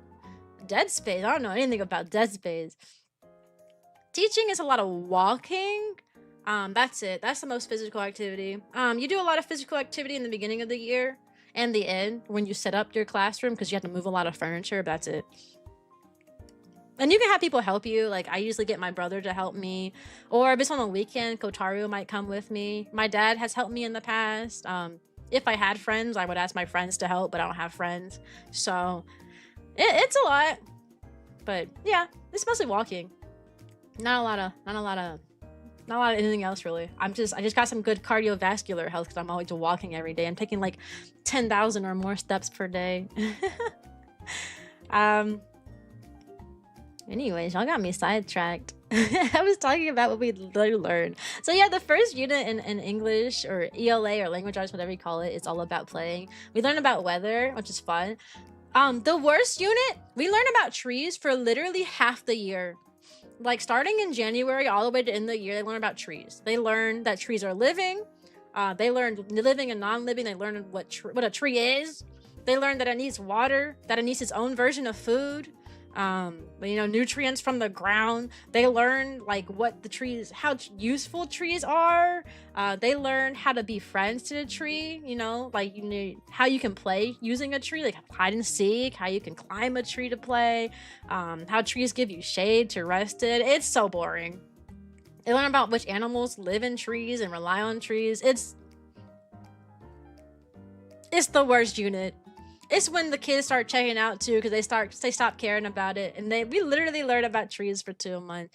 But that's ELA. We're always reading words. We're always reading books to them about those different topics, and then you know we ask them questions, give them a chance to turn and talk, trying to develop their critical thinking skills, their ability to answer a question. Because a lot of kids can't answer a question based on what they hear. They can look at a picture. A lot of kids are trained to look at pictures to answer questions. So when it comes into kindergarten, it becomes a problem because they won't listen to a single word you're saying because they're too busy looking at the picture. Like I could ask a basic question like, why do you think this character decided to share her toy with the other. Why was this character so eager to share her toy? Why does she want to share her toy with her friend? You know, the normal answer is like, because she wants her friend to like her, or because they're nice to each other. But the kindergartners will literally look. Instead, the kindergartners will literally like look you dead in the eye, look at the book and go, "There's a stuffed animal." And I'm like, that's not what we're talking about. I asked you, why did she want to share with her friend? Why do you think she wanted to share her toy? There's a toy right here, and the girl has hair. Like that's what it is. Oh, hi, Mud. What are we talking about? I'm talking about kindergarten and what they learn in kindergarten. What are the tail wags tied to? Me smiling. I'm not smiling anymore, so my tail's not wagging. And then I smile, my tail is literally tailed to my smile. So if I ever stop smiling, my tail wags. That's how you know that I smile literally the entire stream. Yeah, yeah, yeah. I typically smile throughout the entire stream to keep my tail waggies up. Yeah, that's when I smile. I don't have to smile a lot for it to trigger though. If I do a little smile, yeah, I could do a little smile. It doesn't have to be a big smile. But yeah, we're talking about what they learn about in kindergarten. As for writing though, so when we do ELA, they are asked to write a lot of things. It starts off with them learning how to copy what I do. So I will draw a picture and write a sentence, and they'll have to copy said picture and write that sentence that I write. And I would just teach them. That's just teaching them like basic like sentence formations and stuff. Then eventually they'll learn how to like copy sentences from like a chart that I made. So like maybe I'll make a chart about like, I don't know, you should wear shorts when it's sunny outside. And then they'll go up to the chart and they'll copy, you should wear shorts when it's sunny outside. And then eventually they'll learn to pick one of many sentences out that they know.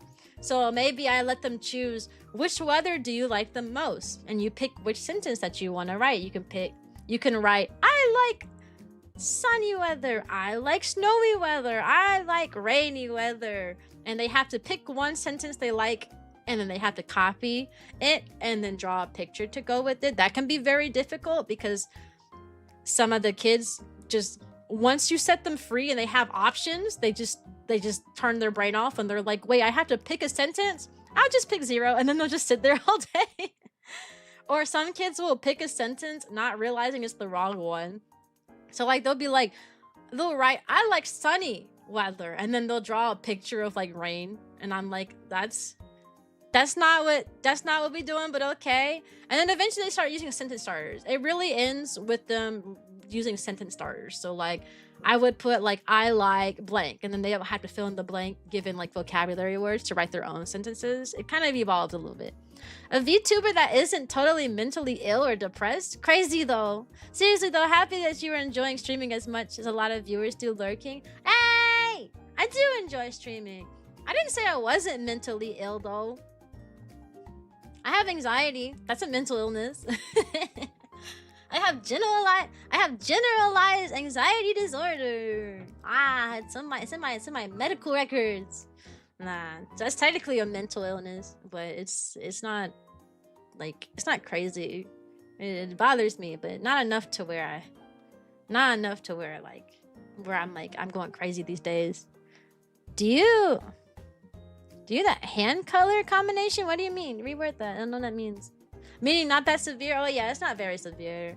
It gets to me like on the way back from my vacation yesterday, like in the car. For some reason I was like panicking and I couldn't figure out why, which made me have to use the bathroom like right then and there, even though we were in the middle of nowhere. Like I started freaking out I started getting really nervous on the way back from vacation yesterday for no reason. Like we were just in the car a good like 45 minutes from the house, and I had just like stopped for a bathroom break like 10 minutes prior.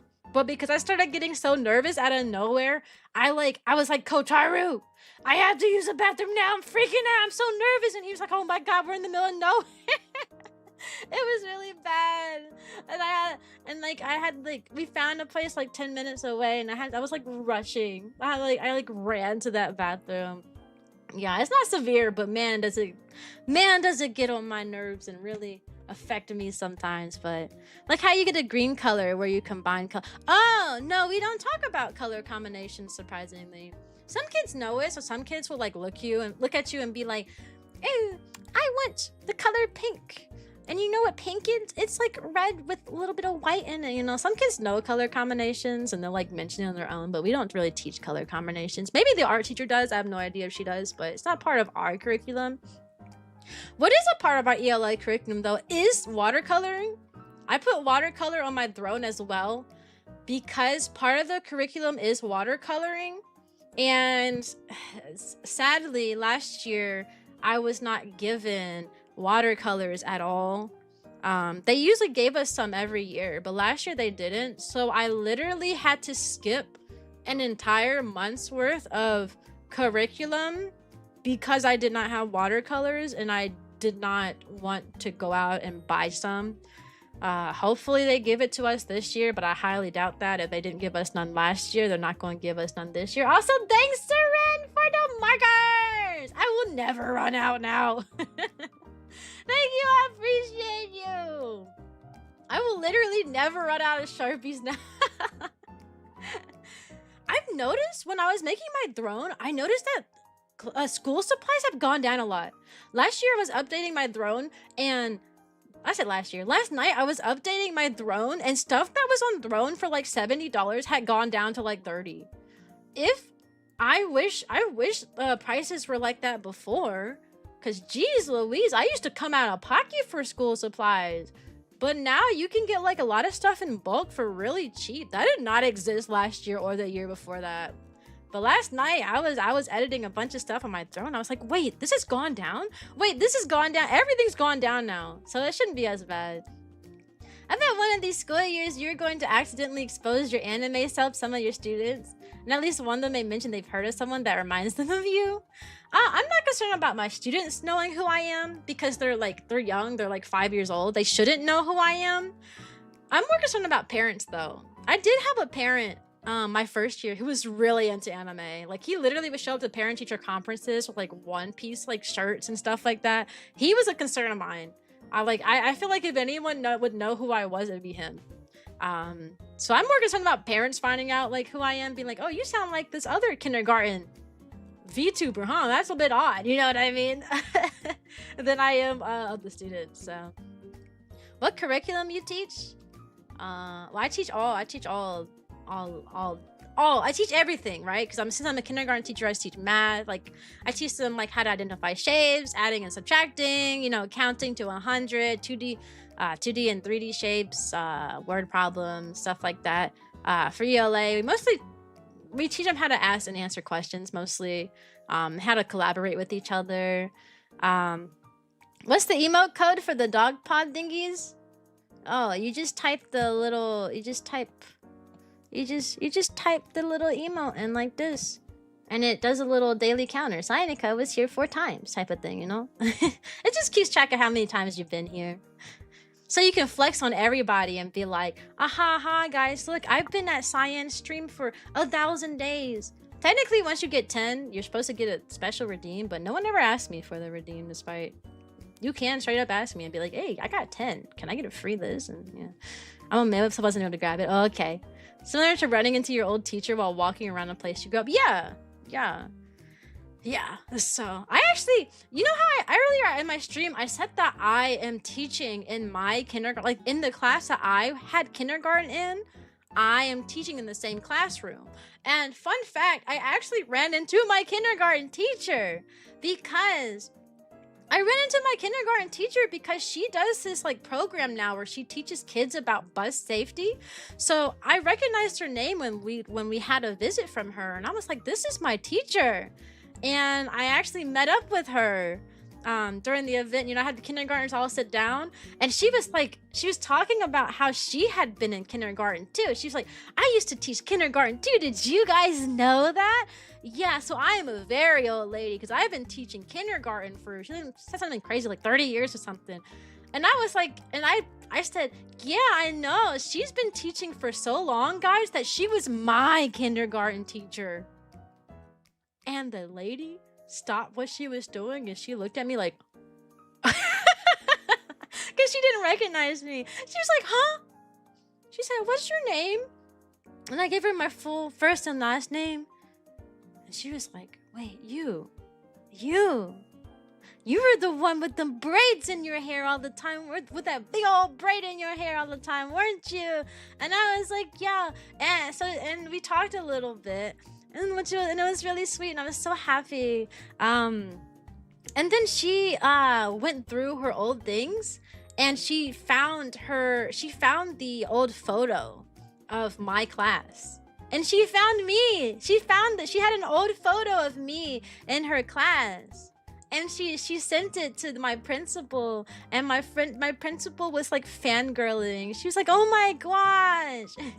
Did you cry of joy? Almost. I did come really close to crying when I met up with her, because the older I get, the more emotional I get. Like, the further in my 20s I've gotten, the more I just cry over like everything.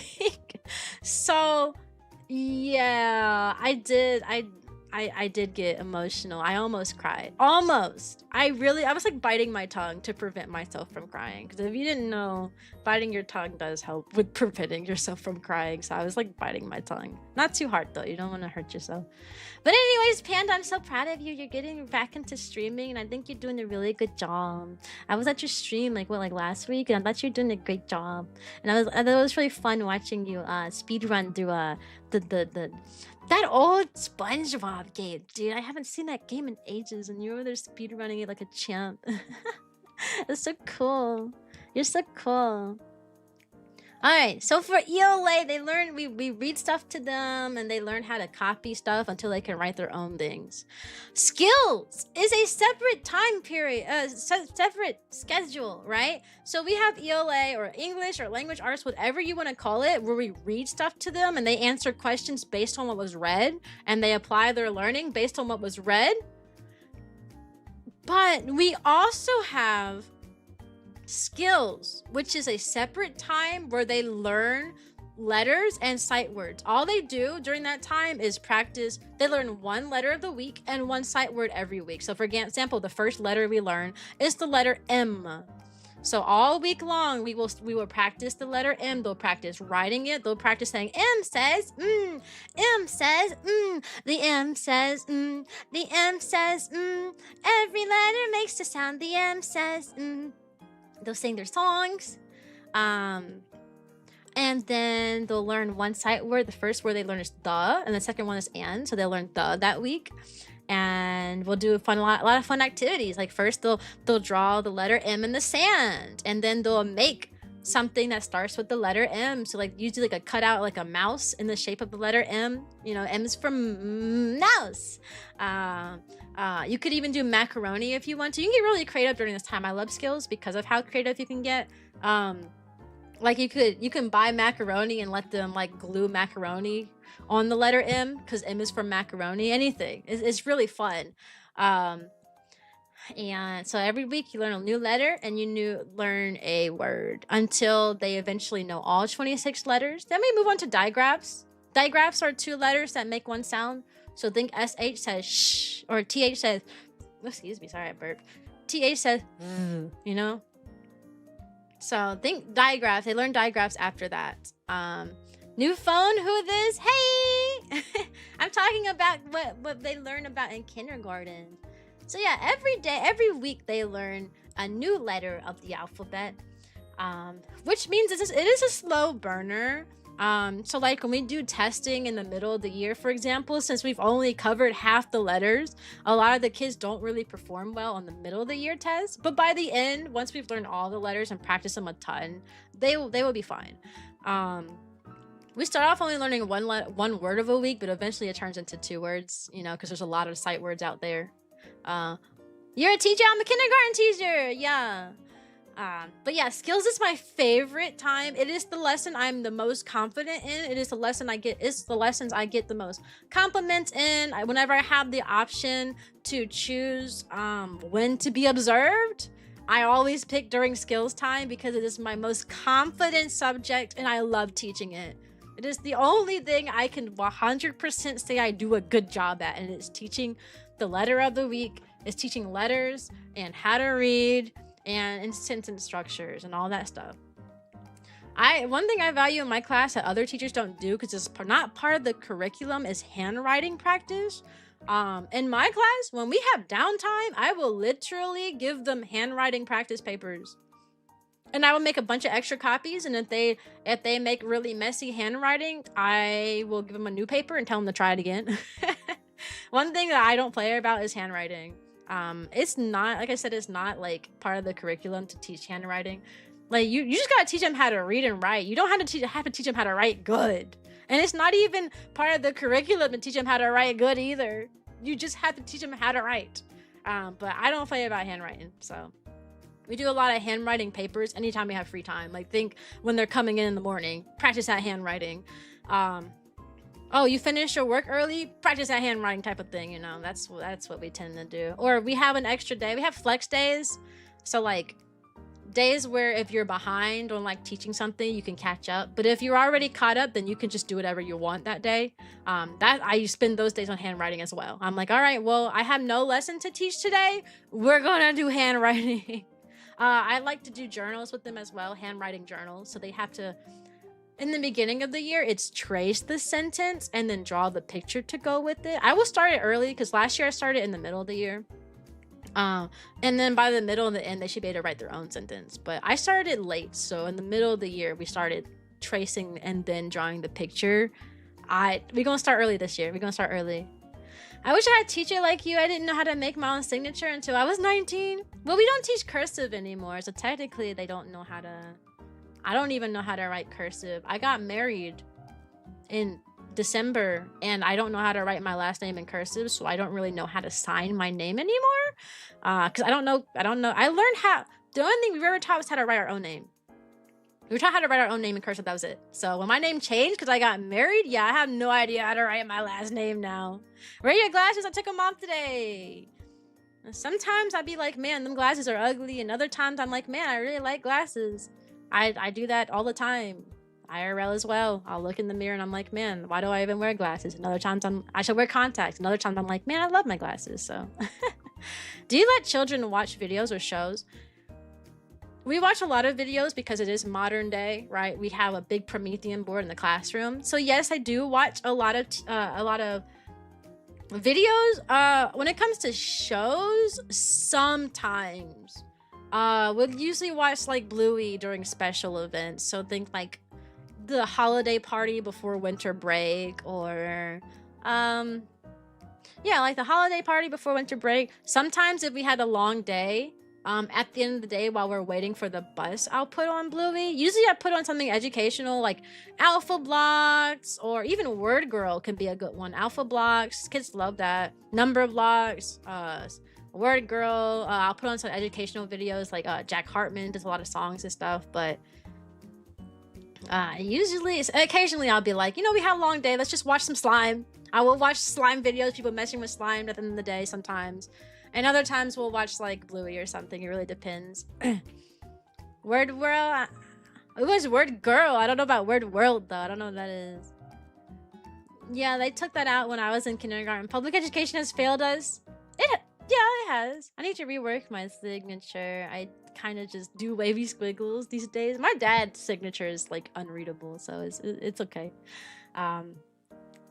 But yeah, kindergarten is very different. I don't think it's very developmentally appropriate anymore. I think they're asking the kids to learn too much too quickly. For example, like, why are we spending like half a year on word problems when half of these kids have basic comprehension issues? I don't think doing word problems for math will fix that. I think we need more reading time, to be honest, to fix the comprehension problems. I think adding math in the mix just makes it extra hard. But it is what it is. I still like teaching kindergarten, so I mean, I still like it. Yeah, so skills is separate. I love skills. Social studies and science. They're not very integral to their early grades. Usually social studies and science is what gets left out. So if we have a half day, you don't teach social studies and science. If your other lessons are running so very long, you'll just remove social studies and science for the day. Some teachers just straight up stop teaching it in the middle of the year. They're not supposed to stop teaching it, but they do. I never stopped teaching it because social studies and science is very simple in kindergarten. It's only a 15-minute lesson. You get 15 minutes to do it, which means a lot of times you're not even going to get through it in the first place, because it's usually like a really short like PowerPoint slide. Think like 3 or 4 slides, and then an activity. But the activity usually requires a lot of writing, and kindergartners, I don't know if you know this, but a 5-year-old will take a long time to write the most simplest words. Okay, they will take all day to write one sentence. So social studies activity doesn't usually get done, but I usually do at least teach it. Social studies is, they learn in social studies, they learn the rules, right? This learns how there's rules everywhere, whether you're at home or you're outside in a community. Like, you know, the rules in the community, don't litter, stuff like that. Rules at home, you know, you're not supposed to, you know, punch holes in walls, and don't throw your toys around. You're supposed to clean up after yourself. And then rules in the school, I learned about that first. Then I'm kind of blanking on social studies, to be honest. When I tell you it's such like a leftover topic to the point where it's just not taught half the time, I literally am blanking on what we teach for that reason. We teach about rules, teach about the community, like how there's like how to read maps a little bit. Like, oh, look at this map, look at that picture of a house. What do you think the picture of the house it means? Oh, that means someone's house is there. Okay, yeah. We learn about cultures. We do. There is a time when we learn about different cultures. So it goes through a bunch of different countries and like the different clothing they wear, the different clothing and different foods and stuff, and different like architecture. We do talk about that. So like day 1 is like Mexico, and day 2 is Japan, and day 3, you know. So we also teach God, social studies is such a forgotten thing. Don't even ask me what we teach in science, by the way. We got a new curriculum for science last year, and it was so hard to teach that I will say I did skip science a lot.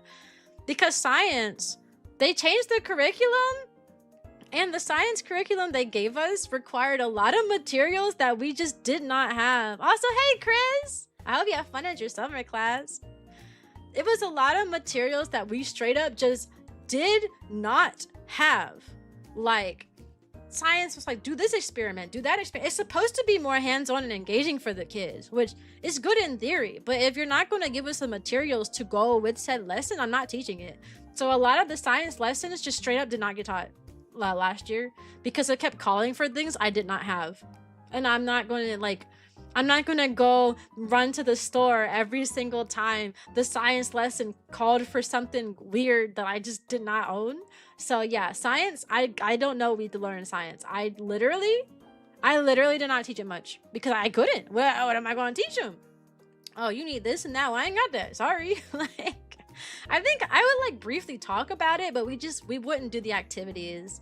So we wouldn't do the activities at all. Hey, Claire. The current state of Kirby is great, yeah. Current state of schools is terrible. They really gave us a new curriculum that involved a lot of materials, and they just didn't give us the materials. It is a better curriculum, don't get me wrong. It's a lot more kindergarten appropriate, so it's a lot more hands-on and playing and stuff. But how they gonna play with stuff if we ain't got the materials? So, yeah, yeah, I don't know what science. What do we teach for science? I don't remember. I genuinely don't remember. But social studies, yeah, social studies. Social studies and science alternate, so we don't teach them at the same time. We teach social studies for 1 unit, and then when the unit 1 of social study goes away, we teach unit 1 of science, and then when we're done with that, we'll go back to unit 2 of social studies, and then unit 2 of science, and then unit 3 of social studies, and then unit 3 of science. That's how it works. So we alternate between science and social studies. My kids really liked science though. And all we did was just have a lot of talks. Like, I didn't even do half the experiments because I just couldn't. My favorite experiment though is not even from science. It's from ELA, like language arts. And it's when we're learning about weather. And you get this cup. You get a clear cup, plastic cup. And you fill it with water. And then you put shaving cream at the top, right? And then you get some blue dye. I only had green dye though, so I told kids to use their imagination. You get some blue dye and you drip it onto the top of the cloud, right? The shaving cream, which is supposed to be a cloud. And then once you put enough blue dye on it, guess what? The cloud gets heavy, so it starts to rain, and then you'll see like the little droplets going into the water, and it looks like rain. I like that experiment. I think it's such a good way to teach kids how, you know, it rains because the clouds get too heavy. There's too much water in the clouds, so where it just has to let it all go. It's too heavy to hold it anymore. It's a perfect experiment. I love it. It's very simple. I just wish I had a giant cup instead of a little one or something, because having like 18 kiddos like try to crawl and get super close to the cup and see what's going on is really hard because it's so tiny. It's a small cup. It's a small cup, and you know, so, but I do like that one. I do. And the kiddos like it too. They're always like, whoa, it's raining. And they usually remember it as well. What you want is you want to do fun stuff that kids can remember. Because if you don't do fun stuff for kids to remember, it's just going to go in their brain and right out. Did you know that one film that was actually almost copied to be similar to Aladdin? No. Thief and the Cobbler? No, I've never heard of that. Never heard of that. I'm glad my YouTube is working today. I am. My YouTube chat. Because last stream, it was making me frown that my YouTube chat wasn't functional. But I like Science of Such Studies because since it's very short, a lot of times I just turn it into a conversation. So I'll talk about a topic and it is the time for me to use Google to its full advantage. Like I'll just be like, oh yeah, there's plenty of fish that do this or this and that. And then I'll open Google and I'll pull up a lot of images. I don't necessarily follow the lessons in that regard because you're supposed to follow these PowerPoint slides and then do this worksheet or this activity. Most of the time I just sit down and we talk and I explain things to them and then I show them videos about what I explained and then they have more questions and I usually pull up pictures to show, like, to answer their questions. I liked it because it's like, and I also like to tell them my own experiences, like, oh yeah, I went to an aquarium and I saw this, and they're like, really? I went to, yeah. So I like it. It's usually a wind down talk time. Oh my gosh, my stomach is growling so loud. I really hope my microphone doesn't pick that up. Like, oh my gosh. Alright, so far we have talked about what I teach and what the first month is like. I want to talk about behaviors now. I'm talking everything about kindergarten. You're going to be kindergarten experts by the end of the stream. Let's talk behaviors. Kids are usually good, right? But these days, a lot of kids are very ADHD presenting. I say presenting because obviously they're really young, so most of them are not diagnosed. And they usually get diagnosed because of me or like their teachers, because, like, you know, we'll call the parent and be like, hey, this kid cannot sit still, you know, and the parent like usually like goes, okay, well, even if even at school they're acting a certain way, then we'll take them. So I have to fill out a lot of ADHD assessment papers because they usually give it to us to fill out for our inputs as well. So I have a lot of ADHD presenting students who can't sit still. They can't sit still, so think about like a kid who like is constantly rocking back and forth. When they're sitting on the carpet, they start rolling around, kicking their feet, picking up every little speck of dirt they find on the carpet, like kicking each other, doing other stuff, having to blurt out every single thought because they can't keep any in their head, always trying to stand up and go somewhere type of thing. We have a lot of kids who can't sit still. I think the most severe case of what I believe was ADHD, the parents refused to get her diagnosed, but this kid literally had, I noticed it wasn't malicious. She just had a lot of energy. So at some point in the day, whenever she'd get frustrated, that energy would like, I noticed that frustration triggered that like that excessive energy she already had to go haywire. So she didn't like skills because learning letters and sound was difficult for her. She had to like use her brain and she didn't want to do that. So she would like literally crawl under the table. She'd rock back and forth in her chair. She'd stand up and start fussing at her classmates. Like there was so much going on. One time she literally, like, I told her, I said, Like, I told her to sit on the carpet while the rest of the kids were at the table so she could, like, calm herself down. And she literally started crawling around the carpet going, hey, literally for like 10 minutes, to the point where I got my phone out and recorded it and sent it to her mother. I'm like, because her mom didn't believe me when I would tell her that her kid behaved like this, because her parents were like, ew, my baby must have been bullied. Someone must be making her behave like that. So I literally like recorded her sitting on the carpet by herself doing nothing, like with no one else around her, going as loud as she could. And while she's doing that, she was literally doing like cartwheels. She was doing handstands. She was doing back stands. She was doing forward rolls, backward rolls, side rolls. It was bad. I would say she was probably the more severe case of what I believe with ADHD. And I really believed it because not only was it like presenting as like a lot of energy, like she just had a lot of energy and she didn't know how to use it in a positive way, you know, like how to let it out properly. And I tried giving her a bunch of like fidget things. I even gave her like flexible, like I gave her like this little spinny chair that lets her like move around and stuff while she's sitting to help, and it just made it worse. So her mom didn't believe me. But what made me really know that she had ADHD was because her mom literally told me on the phone that she herself has ADHD. So she believes that her child has ADHD too. But for some reason, she wouldn't take her to the doctor to get diagnosed. It was so bad. Will you ever show your students your VTuber channel? Also, hi, Evie. No. Well, they're too young. Do you know how long it'll take for my first batch of kindergartners to be like 13?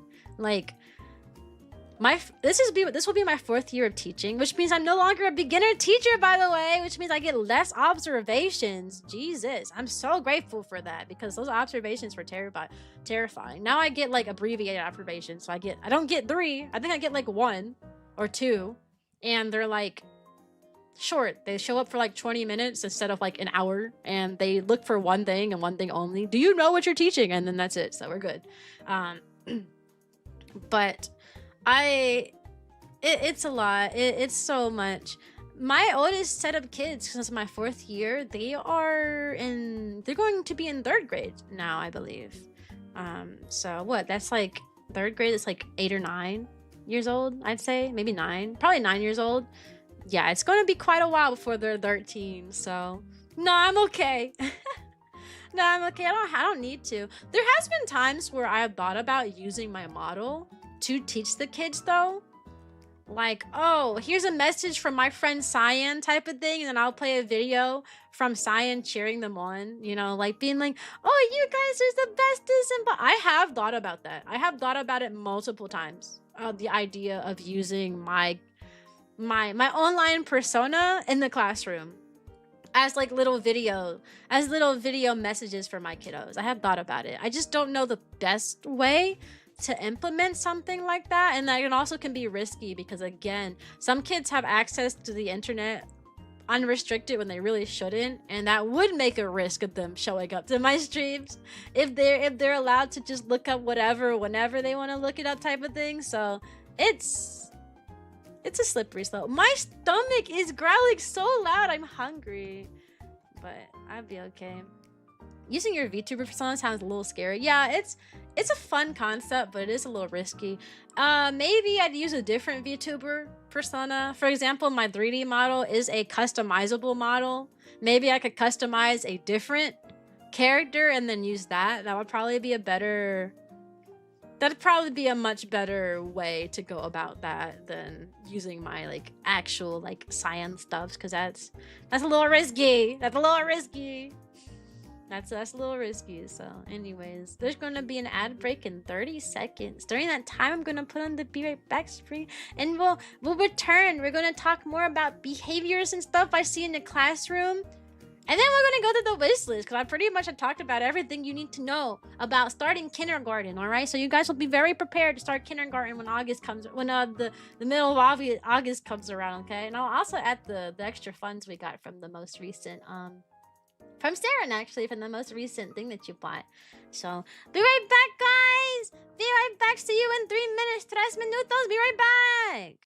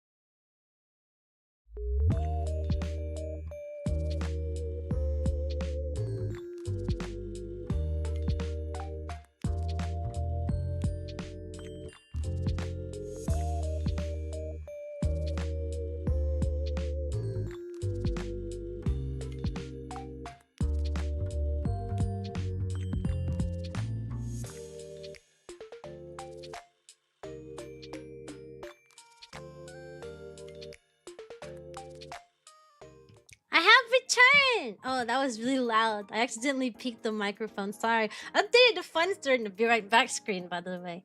We're at 277 now. It's so crazy. That's so crazy. Ah! Y'all got me so happy. Y'all got me kicking my feet. Alright, let's finish talking. I was talking about behaviors in the classroom, how I have a lot of ADHD present.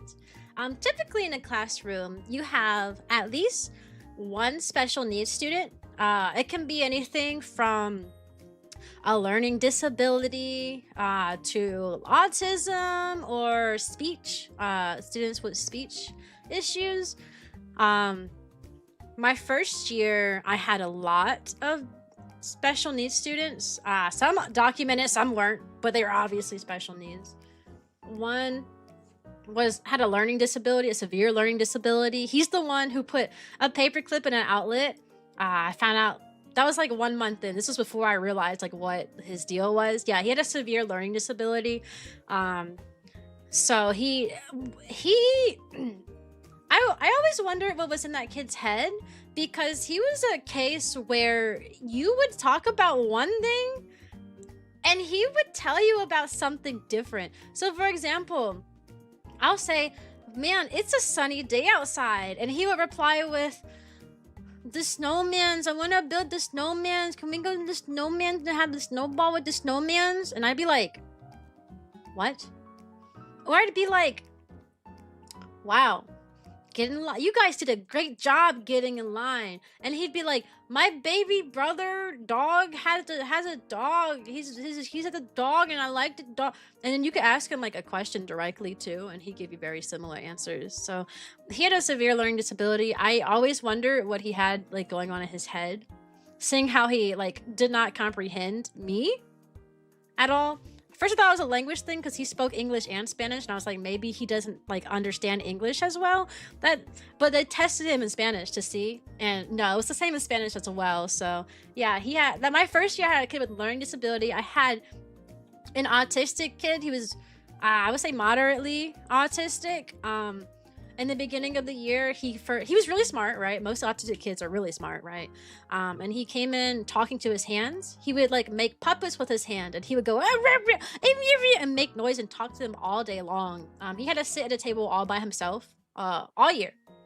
He sat by himself because since he was talking to his hand puppets, the classmates thought it was funny when he would do that. So they like make hand puppets with him too. He was a really sweet boy. He literally is one of my favorite. He is one of my favorite kids of all time. I was really sad because he ended up moving away sometime in middle of first grade, and that made me really sad because he became one of my favorites. Because he gave me a hard time in the beginning of the year, you know, all those hand puppets, not knowing what's going on. And then he really started mellowing out and became like the sweetest boy. He kept talking about noises in the cafeteria and that there was a scary monster in the closet behind the room. I never knew what he was talking about because the cafeteria is one big open room and there's no like visible closet in there. So to this day, I still don't know what he was talking about, but it used to make him uneasy because there was a monster. There's something bad in the closet that he knew about that no one else did. So there's that. But he was the sweetest boy. He was so sweet. He was obsessed with animals and marine life. So he could tell you anything about any animals. And the way he talked, he'd be like, the whales are big animals. That's how he talked. The whales are big. Do you know about the big whales? Oh, I love that voice so much. He literally was my favorite student of all time. I used to, once he got to first grade, I would drop my kids off at the bus, and then when I start walking, he's a walker, so he'd be waiting at the front for his mom to come get him. So I usually, once I finished dropping off my kiddos, I would always come visit him to say like hello to him, and he literally would be looking for me. Like you'd see him like peeking his head around the corner to look in the hallway, and then when he'd see me, he'd visibly start like shaking, and he'd be shaking with excitement, and he'd run up to me and he'd be like, my favorite animal is whale, and I'd be like, yeah, I know. He was so excited. That was him being really excited. I loved him so much. Once And then I noticed in first grade, he started asking questions, because in kindergarten, he never asked questions. He always just talked about what he was seeing or what he saw or what was in his head. He never asked a question. But I remember, let's give him a name, because it's only going to work if I have a name. And I can't give you his actual name. We'll call him Jake, all right? We'll call him Jake. That's not his actual name, obviously, but we'll call him Jake, right? He would come up to me, and I remember one day, you know, he'd be like, my favorite animal, it's a whale. And he looked at me, he asked a question to me for the first time. He said, Miss Cyan, what is your favorite animal? And I was like, my favorite animal? Remember calling him Jake, right? I said, my favorite animal is the Jake animal. And I pointed right at him. And he was ecstatic. Your favorite animal is the Jake. Because he always said the before his own name. Like, he always talked in third person. Like, the Jake is going to putting his book bag up now. Oh, the Jake likes this, right? He always talked in third person. So I said, my favorite animal is the Jake. And he loved it. And after that moment, every time he saw me from then on, he'd be like, your favorite animal is the Jake? And I'd be like, yeah, of course it is. That hasn't changed. And he'd be like, yeah! I loved him. I literally was so sad when he moved, because I didn't know he was going to move. I loved him so much. I loved that kid. He was one of the kids that I was really hoping to see. I really wanted to see what he'd become, right? Because in kindergarten, he was just really, like, his autism was really, like, taking control of him. But by the time he reached first grade, it seemed like he was in control. So I really wanted to know where he'd go from then, you know? He went from talking with hand puppets, you know, and never asking questions, to asking questions and being able to actually have a conversation. You know, it was kind of crazy. I miss him. I still miss him. I still wish he was waiting in the front for me when I dropped my kids off to the bus stop. And it's been like a year. It's been 2 years, and I still miss talking to him. Also, hey, Freitana. Your students are fortunate to have a passionate and caring teacher like you. My mother was a special needs teacher. Thankless work, so I'm thanking you. Oh, thanks. You're welcome. I don't think I could be a special needs teacher, though. That is a very difficult task. I like kindergarten, though. Well, that's not true. I wouldn't mind being a special needs teacher. Not like the special needs. They call them differently in different states. The ones that are like low, what's the word? What's the term? They're low functioning. That's the term. Not the low functioning ones, the high functioning groups. I was a teacher assistant helping with the high functioning kids. I like that, because you tailor your instruction to them, so like you don't leave them behind like you do in a normal class. But I wouldn't mind teaching that, but I don't think I could do like the low functioning kids. I don't. That's a lot of work. But yeah, that was just my first year set of kids, man. I had a lot. Last year, or not. No, 2 years ago, my second year, I had like a kid with like severe ADHD, but that was pretty much, no, that's not pretty much it. Sorry. That was the year I had the demon child. I always referred to him as the demon child. He was slightly autistic. People try to blame things on his autism, but his autism wasn't very high on the spectrum. He was mildly autistic. And he was a demon child. He was really sweet to talk to when you can get a conversation out of him. But when you couldn't get a conversation out of that boy, he would destroy the classroom. He called my black kids the N-word, to which they asked me what that meant, because they never heard that word before. They said they think it sounds like, they told me it sounded like it was a bad word, which is why they were telling me about it. They said he called me and then they told me the word, and I said, they said that to you? And he was like, yeah. And they were like, yeah, what does that mean?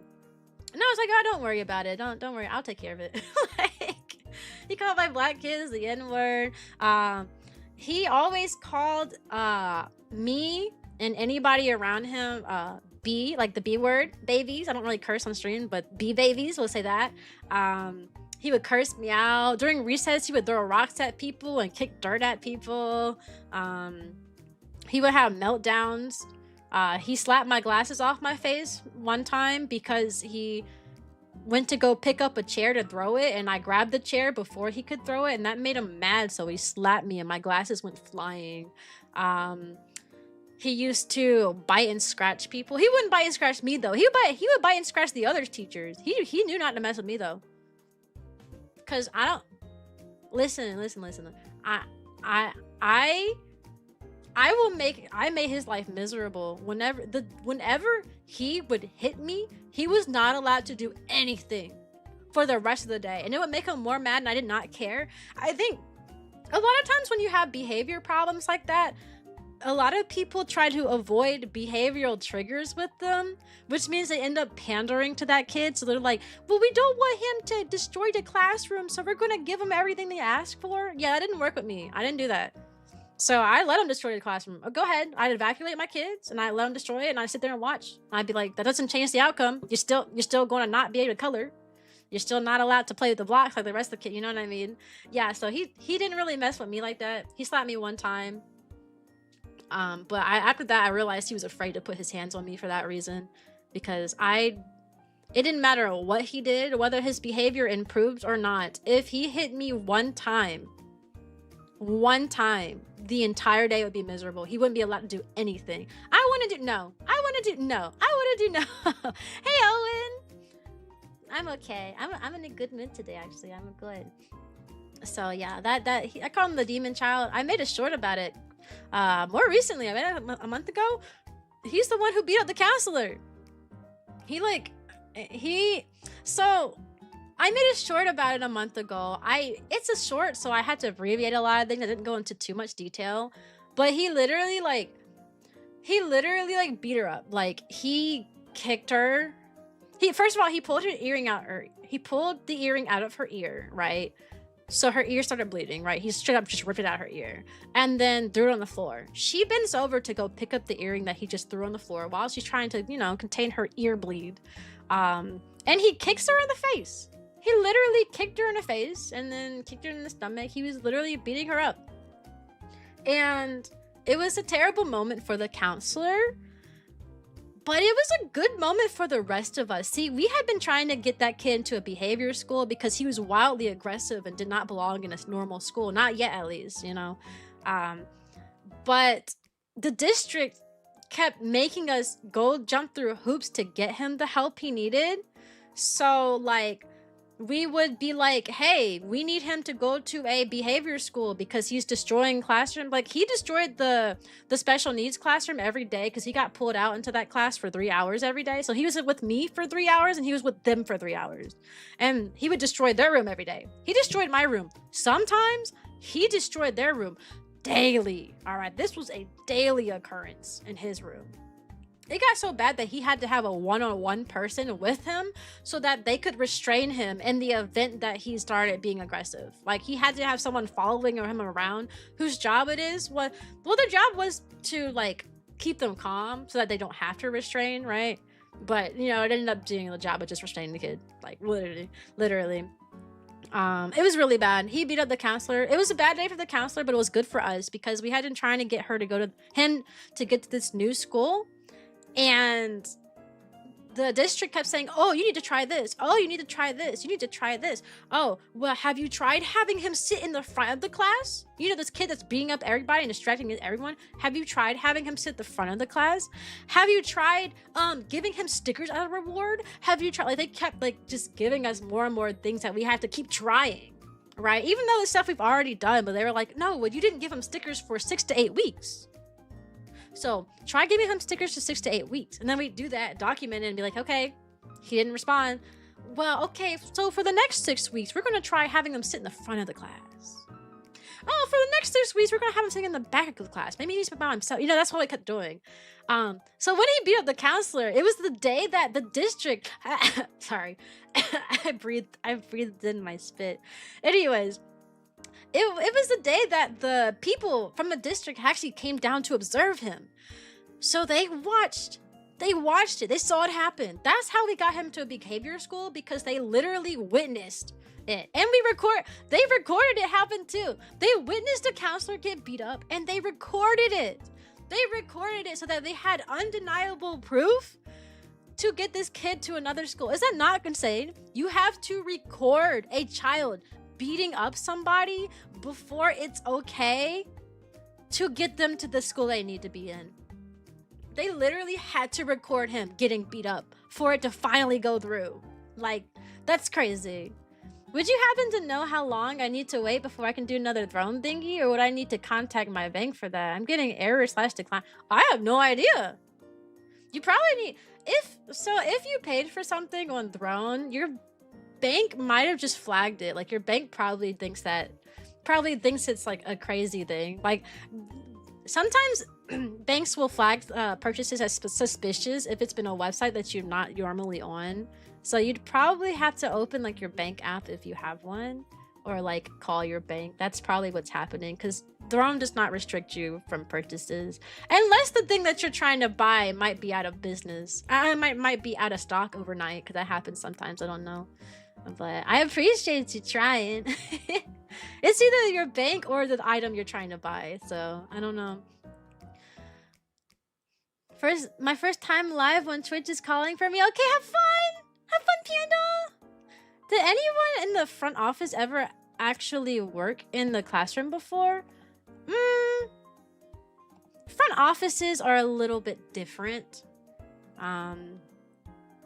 Yes and no. Usually, like, principals have worked in a school. Like, usually principals and, like, the student and assistant principal. Yes, admin have been teachers before, but sometimes admin has been so far removed from teaching that they kind of forget what it's like. Like, when you've been a principal for, like, 20 years, you know, you kind of forget what it's like to teach in the classroom directly. Or 20 years is a different time. Like, how the kids behaved 20 years ago is different than how kids behave today, right? Like, so sometimes they don't realize that the changes that's happening, but also they also have to follow the laws as well, because more laws of education have been put in place over time that are not in favor of the students nor the teachers. So there are laws that make things worse too. So it's kind of a slippery slope when you do that, because waiting until a teacher gets beat up to send a kid to another school and having to record is like a bad idea. It's because of it's just there's a lot of it's a long process to get kids the help they need. I'm not necessarily sure why. I don't know if it's related to specific laws that are in place, or if it's the district or what, but I do know that there is it's a long process. Like, you have to, in order to get a kid to another school, you have to have extensive documented proof that you have tried everything. Like, and you need, like when I say extensive, I mean extensive. You need to have 6 weeks of them doing this, 6 weeks of them doing that, 6 weeks of them doing this and that, 6 weeks of them doing this and that and this and that and this and that. And then if after like an entire school year has passed and we've done a lot, if an entire school year has passed and it turns out that he's still behaving that way, then you can get him switched. Also, I saw your message, Adident. Why did I choose to teach kindergarten? I prefer teaching kindergarten. A lot of people say that kindergarten is the worst grade level to teach. Like, most teachers, if you ask them, they'll be like, oh, I would never teach kindergarten. The reason I like kindergarten the most is because of how much growth students make in that time frame. You get more growth in kindergarten in 1 year than you get in any other grade level. And that's because when a kid first enters kindergarten, they're basically a baby, right? They've been in the house all day long, playing, doing whatever they feel like it with minimal rules. You know, house rules are very small. They're like, oh, just don't break stuff and don't jump on the bed and don't throw things in the house. But you can pretty much watch TV all day, play on your iPad, play there, play everywhere, go play outside, you know, go eat some snacks for lunch, whenever you're hungry, type of thing. Rules in the house are very minimal compared to the rules in the classroom, where you have to sit at a desk, you're required to write for long periods of time, you have to watch this video, you have to answer these questions, you have to stand in line, you have to walk in line. Because of that, kids in kindergarten make so much growth. Like, they are such different children in the beginning of the year than they are at the end. And that kind of growth can only come from kindergarten, right? They're going from being babies with no form of structure. Some kids don't have any structure in their lives. Some lives at home are free-for-alls.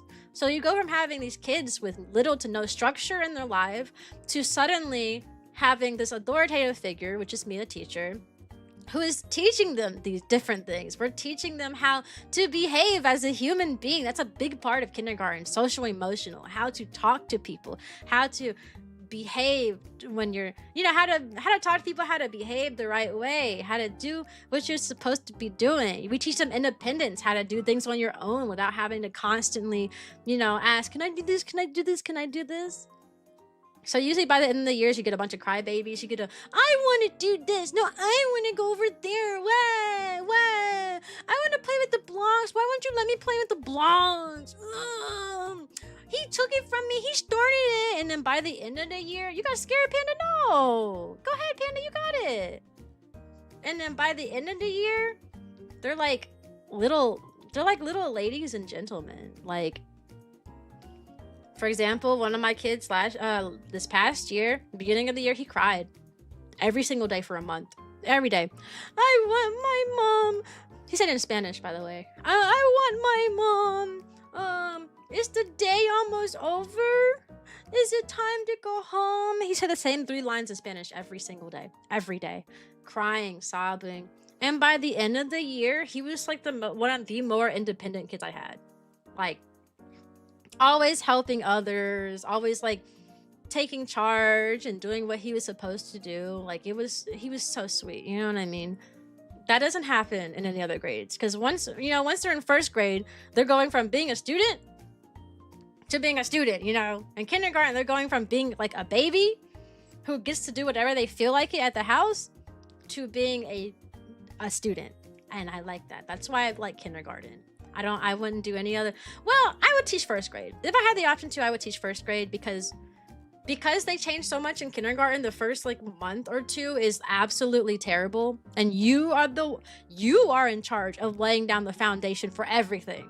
You know, in 1st grade, if you're not that good at laying down a foundation, you don't have to, because the previous teacher already laid down some foundation. They already know what to expect, what is expected of them at school. In kindergarten, they don't know what to expect, so you have to be the iron fist that tells them what to expect, and that can be very challenging for some. It was challenging my 1st year. I wouldn't say it's challenging now, though. It was definitely challenging my 1st year, though. Now I got that iron fist that 1st month. I'm the nicest teacher in the hall, though. I let my students do a lot more than other teachers do, and it's okay, because my test scores have historically been the highest in kindergarten in terms of growth. So I'm a lot more lenient for things, but hey, my kids are growing. They grew a lot. Oh my god, my kids grew so much this year. I was so excited. Like, a lot of kids like jumped, like high jumps in their final test grades, that I was so shocked this year. I definitely had the best test scores that I've ever had. In terms of growth, I mean, like, kids going from being like well below grade level to on grade level. That's a big jump. Or going from well below grade level to even above grade level. That's a big jump. That's hard to do. You know, so I like kindergarten. I like it a lot. I mean, you do get these like bad behaviors, which I tend to talk about a lot more, because they're a lot more interesting topics for a stream, you know? It's a lot more interesting talking about your ADHD students and your autistic students and your speech students than it is just talking about a kid who just does everything it's supposed to all the time, you know what I mean? But I do have kids that are like that. I've had some of the sweetest kids on the planet. The year I had the demon child in my class, which was my 2nd year teaching, was actually my best behaved class, which is why they put him in my class. See, he wasn't my student. But I had such a sweet and well-behaved set of kids in my class literally we had no behavior issues. The worst we had was kids roughhousing during recess a little too hard. You know, tackling each other during recess instead of just like playing tag or something. That was the worst thing I had that year.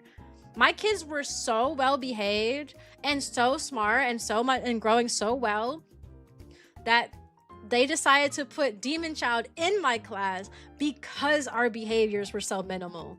They were like, oh, well, her class can handle it since she doesn't have any behaviors to deal with, so she should be okay to deal with that kid. Man, oh man. He got switched into my class in November. The reason was, you know, he was beating up people, right? The previous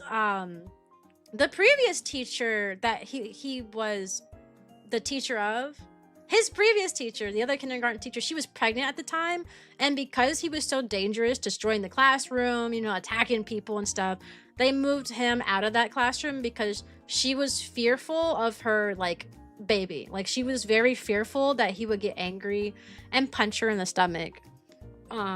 Which I don't think he would have done that because, well, I was about to say something in his defense, saying that he probably wouldn't have done that, but then I remember some stuff he used to tell me, and never mind. Why do you prefer to teach kindergarten? Oh, I just answered that question like 10 minutes ago. I'll give you a short, brief rundown. I like kindergarten because of how much they grow, all right? Because they come in from having no structure at home, and they're little babies who don't know how to do nothing, can't even drink from a water fountain, don't even know how to answer, don't even know their first and last name most of the time. And then by the end of the year, they're very smart. They know how to behave themselves properly in a school, in like a school setting, and I just like it because of how much they grow. You get more growth out of a kindergartner than you can get in any other grade, because other grades are going from being a student in the beginning of the year to a student at the end. In kindergarten, they're going from being like just a kid who plays around all the time to being a student by the end. So I like kindergarten about that. But yeah, I do have my sweet students in class. You know, I had that one kid last year, 2 years ago, who would be like, I miss you. She'd say, I miss you every day. Every day. Every day she'd be like, can I give you a hug? I miss you. I miss you. And I loved her so much. She's so sweet. What are the cons and pros of this? The cons is that because they are babies in the beginning of the year, it's terrible. It's literally... I hardly stream the first month, so like you'll probably see me stream maybe once a week in September because it's so stressful. You know, these kids, a lot of them are gonna like get up and wander around their room. They don't know how to walk in a line yet. They don't know how to like sit at a table without bothering other people. Hey Black Belt, and hey Mighty, you're not new here. Oh, you said I'm here now. They said I'm new here. I was like, you're not new.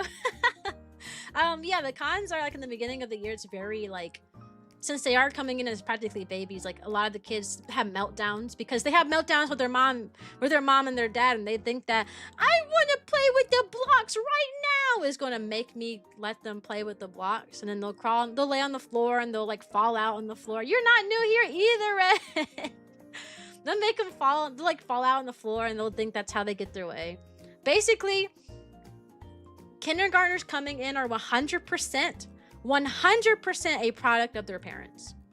So if their parents don't let them do anything at home, they can't do anything. They're gonna come in the classroom and expect to do nothing. They don't want to do any work. They don't know how to hold scissors or hold glue, or they don't even know how to like, some kids straight up don't know how to go to the bathroom. Like they straight up be like, oh, I can't unbutton this pants, or I can't undo. I'm like, what? Because the parent do everything. Or when they like wet themselves and they need to change their clothes, they literally cannot change their own pants or and underwear. So it's the con of that is that in the beginning they are like a product of their parents, like 100% a product of their parents. No one else has influenced them. So if the parents don't let them do anything, they're going to come into your classroom not doing anything. If their parents gave them everything they ever wanted, they're going to come in having tantrums, expecting you to do everything they want. If they've always been around their parents 24/7, they're going to come into the classroom crying because they don't, you know, you're not the parents. That's the cons. The pros is like the growth, you know, they grow a lot and you love to see it. But oh man, the cons, don't expect a lot of streams in September. That's all I've been saying. I've been saying that once that school year hits, that first month, you cannot expect me to stream during that first month a lot. I'll probably stick to like a Saturday stream or something, and that'll be it. Like, that'll be it. Like, agree. And all I do is volunteer to run Dungeons and Dragons Club at a middle school and high school, and those kids are terrifying. Yeah, it's terrible. Possibly autism-driven experience. In first grade, a teacher saw me neglecting to participate in an activity, told me I could do it or wait in the hall, and I waited in the hall. Had no idea it was supposed to be a negative consequence until she came out and gave me a stern talking to. Lady, you gave me a choice and I picked the more appealing one. Yes. And because of those experiences, that's why you give two choices of equal value. If you're going to give kids choice, like you can either write this sentence or you can write this sentence. Because if you be like, oh, you can either go stay in the hall or you can finish writing your paper, some kids will straight up say they'll go stand in the hall. Like that's literally how it works. Hey, Jax! So yeah, if you give 2 choices to kids, you gotta make sure they're of equal value. It can help some kids too if you give them 2 choices of equal value. Like you can either write this sentence or write this sentence, because it gives them a feeling of independence or like choice, basically. So, you know, who's this cute dog girl on the screen? I have no idea. Ah, thanks for the donation. Little marshmallow, but the learning kit. Thank you.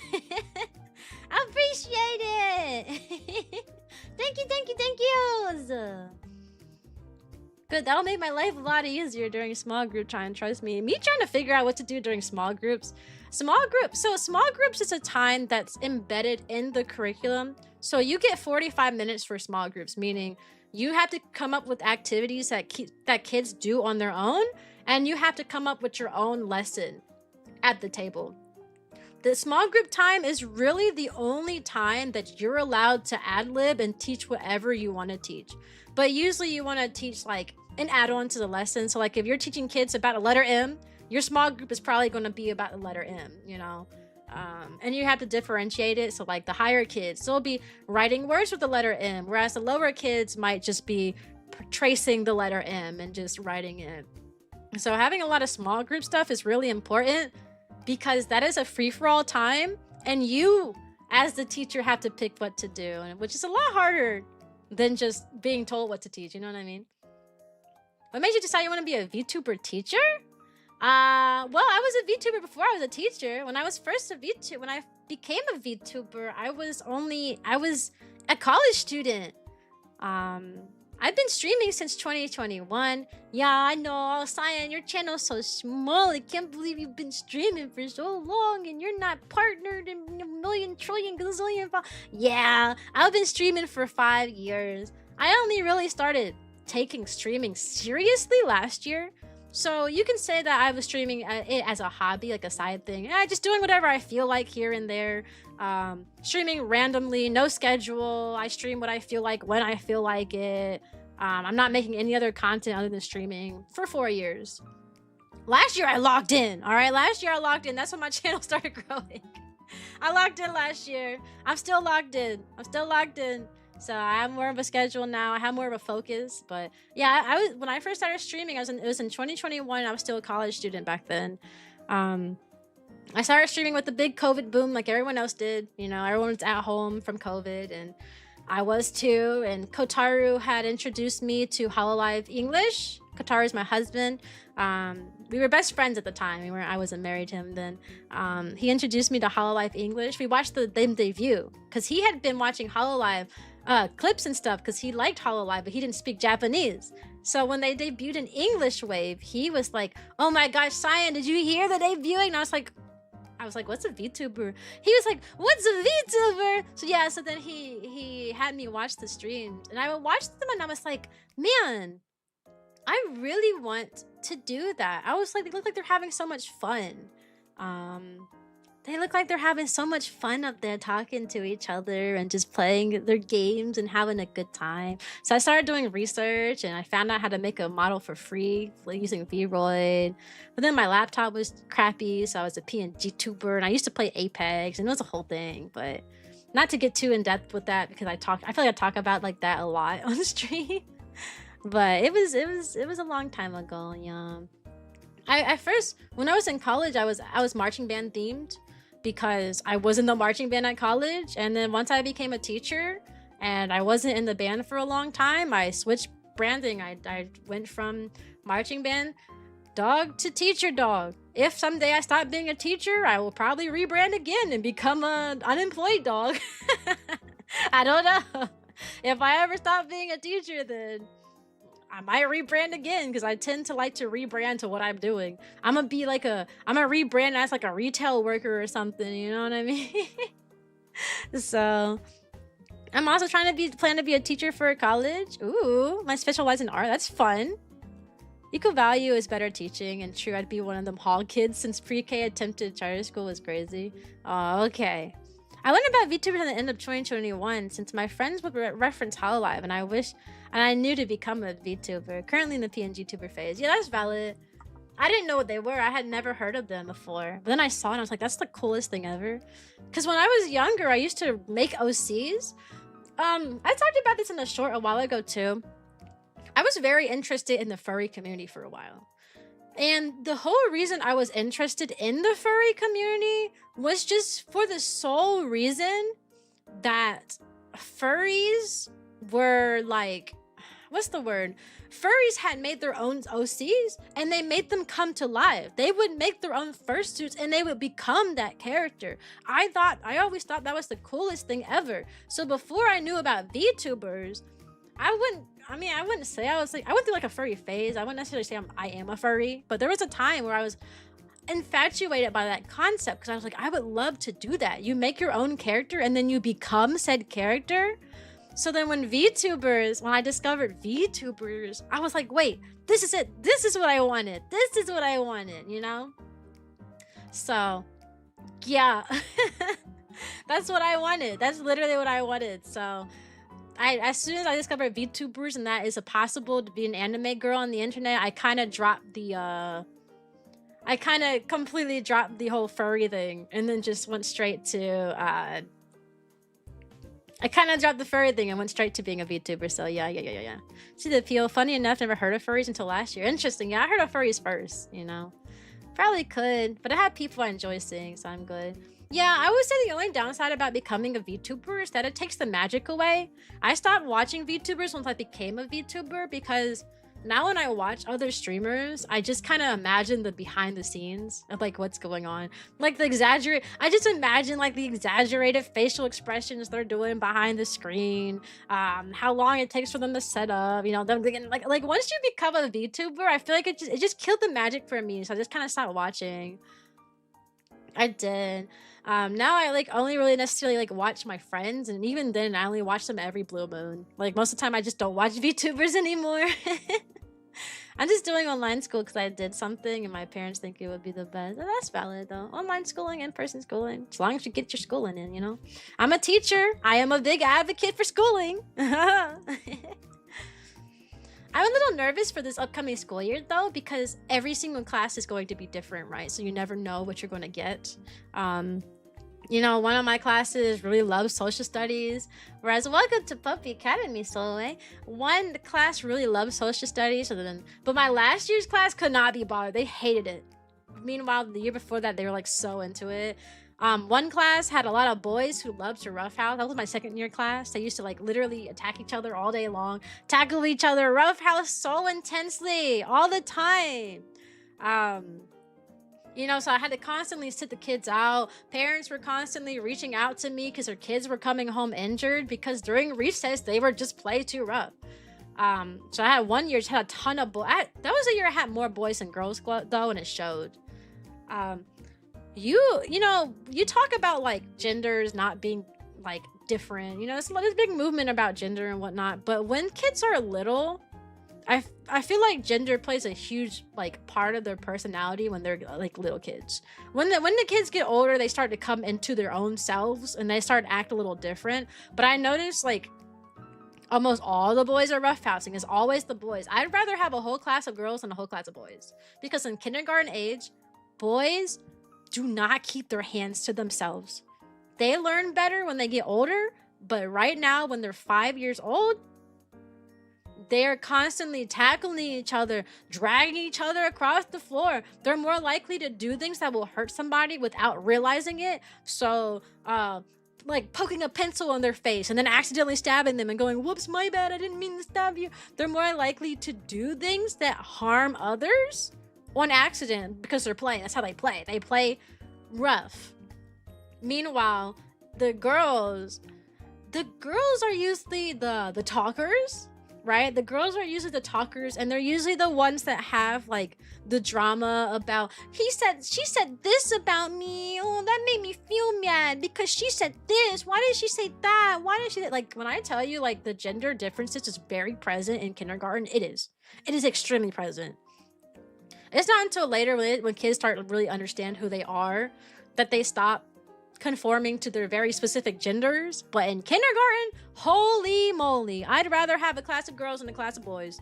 Because the one year I had more boys than girls, it was the worst time I'd ever had. Kids getting hurt every day, every single day.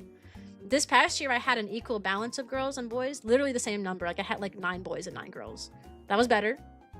It was much better, you know, because I only had to worry about some of the kids roughhousing and some of the kids gossiping. But you don't really want a class that has all girls or all boys because, like I said, those issues that those specific genders have will become amplified if you have too much of one. That's just how they are. That's just how they are. Crossing my fingers, man, that this upcoming school year I get a good bunch of class. I get a good mix of genders. A good mix of little backgrounds and stuff, you know. It makes for better behaved class, you know. The girls this past year, my girls were really into like K-pop Demon Hunter and dancing. They were also very into girls do this and boys do that type of behavior, which I had never really experienced until this class. Cause like we would talk about how, you know, it does come up in the lessons how, oh, a guy, for example, a guy can wear makeup versus a girl can wear makeup. It comes up occasionally, depending on what we're talking about. Or they'll see something in like a video or something or like an image and they'll ask questions about it. It comes up every now and then. This year, the kids were very specifically, that's for girls. Why is that guy wearing pink? That's a girl color. Dorito jump scare. Ah! That wasn't really present previous years, but this year it was a little different. I had a funny moment though. I was just letting like the videos play. You know, I had to put on some dance videos and I was just letting it play to the next one, And there was this really cute little dance video that had like specific movements for the kids to follow. And in the middle of the dance video, one of the dancers pops up on the screen and it was a guy who had like a long hair wig and was wearing like a dress. And one of my kids got so excited. She was like, it's a he, she, man. It's a he, she, man. And she was so ecstatic. She was so ecstatic that there was a guy in the video we were watching that was wearing a dress and had long hair. Not the reaction I was expecting, because like I said, we were just playing through the video, so I wasn't expecting that to pop up in the first place. I don't know what reaction I was expecting. You know, I was expecting them to be like, oh my gosh, I can't believe a boy has a dress. No, I got them. They were like excited. They were ecstatic. They were overly happy about that. I was not expecting that reaction, especially from that class. Because remember, like this was the class that was very strictly, boys can't do that, girls can't do that. They talk about that all the time in my class. It was so bad to the point where we'd be like, having a dance party as a celebration for doing good on our test or something. And the girls would be like, no, boys, you can't dance to this song. This is a girl song. Like, it was bad. It was bad. But somehow they were really excited about that stuff. Okay, bye, Panda. Good luck. Good luck. Good luck. I believe in you. You'll do great, okay? Have fun. And now I find it funny that actually the actual adults despise drag queens, but this kid really just enacted the same as me singing a rare wildfire. Yeah, she was so excited. She was so excited. You know, I usually try to avoid topics like that because, you know, everyone has their own type of opinions on the matter. Every single person is going to have their own opinion like that. So you try to avoid as many topics like that as possible. But like I said, occasionally it does come up, whether on accident or on purpose. Usually kids have questions. And if a kid asks a question, I'm going to answer it. I'm gonna give them a truthful answer. I'm not gonna lie to them. But I'm not gonna mention it like myself, but sometimes stuff like that does come up, and you do have to be careful with your wording because, you know, you could say something that like the kid goes home and repeats back to their parents, and then the parents come back to the school like, what are you teaching my child? So I don't think I really said anything about it. I just kind of watched the reaction and then just didn't say anything. Your wolf tail's wagging around that I just saw every day. Yeah. Yeah. My day is going well, by the way, Black Belt. I don't know if I said that. I don't know. Yeah. I don't know if I'm ready for the school year, guys. Guys, I need all of you guys, whether you're religious or not, I need y'all to pray for me. Pray for me, y'all. Pray that my next school year I'll get a good bunch of kids. It's a gamble. It's a gamble with kindergarten because we don't know what these kids are like, right? When you are teaching an older grade, so someone asked before the pros and cons of teaching kindergarten. Here's another con. When you're teaching older grades, you know who your kids are that are coming in, right? Like you can go talk to previous teachers about stuff. We usually fill out, we didn't do it last year, but we usually fill out a card of information about each student, and we rate like how they're doing academically, like how do they perform in math. You gotta say they did excellent or okay. You gotta rate how they do in these different subjects. We rate their behavior. Do they have behavior issues? And then you even put down on the card, who should this kid not be paired with? Like who should be who do they need to be separated from when going into another classroom? So classrooms in the older grades are able to be tailored and evenly spread out. So you don't end up with the class with all Spanish speakers or end up with the class of all behavior problems, because you know from previous, oh, I gotta change my outfit, hold on. Because you know from previous situation and classes, you know what they're like already, right? So in kindergarten, because this is their first year of school for a lot of them, we have no prior information, meaning you are getting a random subset of kids to join your classroom. You know, older grades, they go, okay, well, we'll give this teacher 1 behavior issue. We'll give this teacher 2 behavior issue kids. We'll give this teacher 1, and they spread it out. Kindergarten, we don't know who they are. So you can get any hand dealt to you as a kindergarten teacher. That is the con. You can end up with a whole class full of behavior issues. You can end up with a whole class full of, kids who didn't go to pre-K at all, so they have no prior knowledge to anything. Excuse me. You can end up with a whole class of kids with like who only speak Spanish. That happened my first year. One of the beginning teachers, like it was her first year teaching along with me, she ended up with a whole class of kids who did not speak English. Literally, she had 3 kids in her class who spoke English because it's randomized. You know, like it's literally random. You don't know what kind of kids you're going to get. So it's the biggest gamble when you teach kindergarten. Same thing for pre-K too, but we don't have pre-K at my school. Not every school has pre-K. So I'm really hoping that I get a good mix of kids. My last 2 years I've been really lucky. My first year was really difficult. But my last 2 years I've been really lucky with getting really like smart kids, really motivate. I got a lot of motivated kids. I can work with motivated kids. Even if you got behaviors, as long as you're motivated, I can work with you. But I'm afraid I'm gonna get a class one day that has a lot of kids with that are antsy and they have no motivations at all. Like one of my coworkers, her class this past year, she had a lot of kids who just were all over the place and didn't want to do anything. Like she had a lot of kids who just straight up like, oh, I don't want to do this, and they just sit there and stare no matter what you did. Like it was her class was a lot harder than mine, I'd say. My class was pretty easy peasy this year. Easy peasy lemon squeezy. All right, I think I'm done talking about the class, right? I talked about what I hope for next year, this upcoming year. I talked about behaviors and what we teach and the first week of school. Is there anything I'm missing? We could talk about the last week of school. I'm really just stalling because I want to go through my Throne wish list, but the ad break is going to come up soon. I don't want to like start and then like wait through ads. Like, so I don't like to start like a specific segment and then like sit through ads while it's happening. That's kind of lame. We can talk about the end of the year though, because kindergartners do have a graduation and I love it. I love the kindergarten graduation. I like it a lot. But it's usually chaotic because the people who are in charge of planning it never goes well. So it's usually bad for us teachers to do a kindergarten graduation, but the kids love it. I love the idea of kindergarten graduation.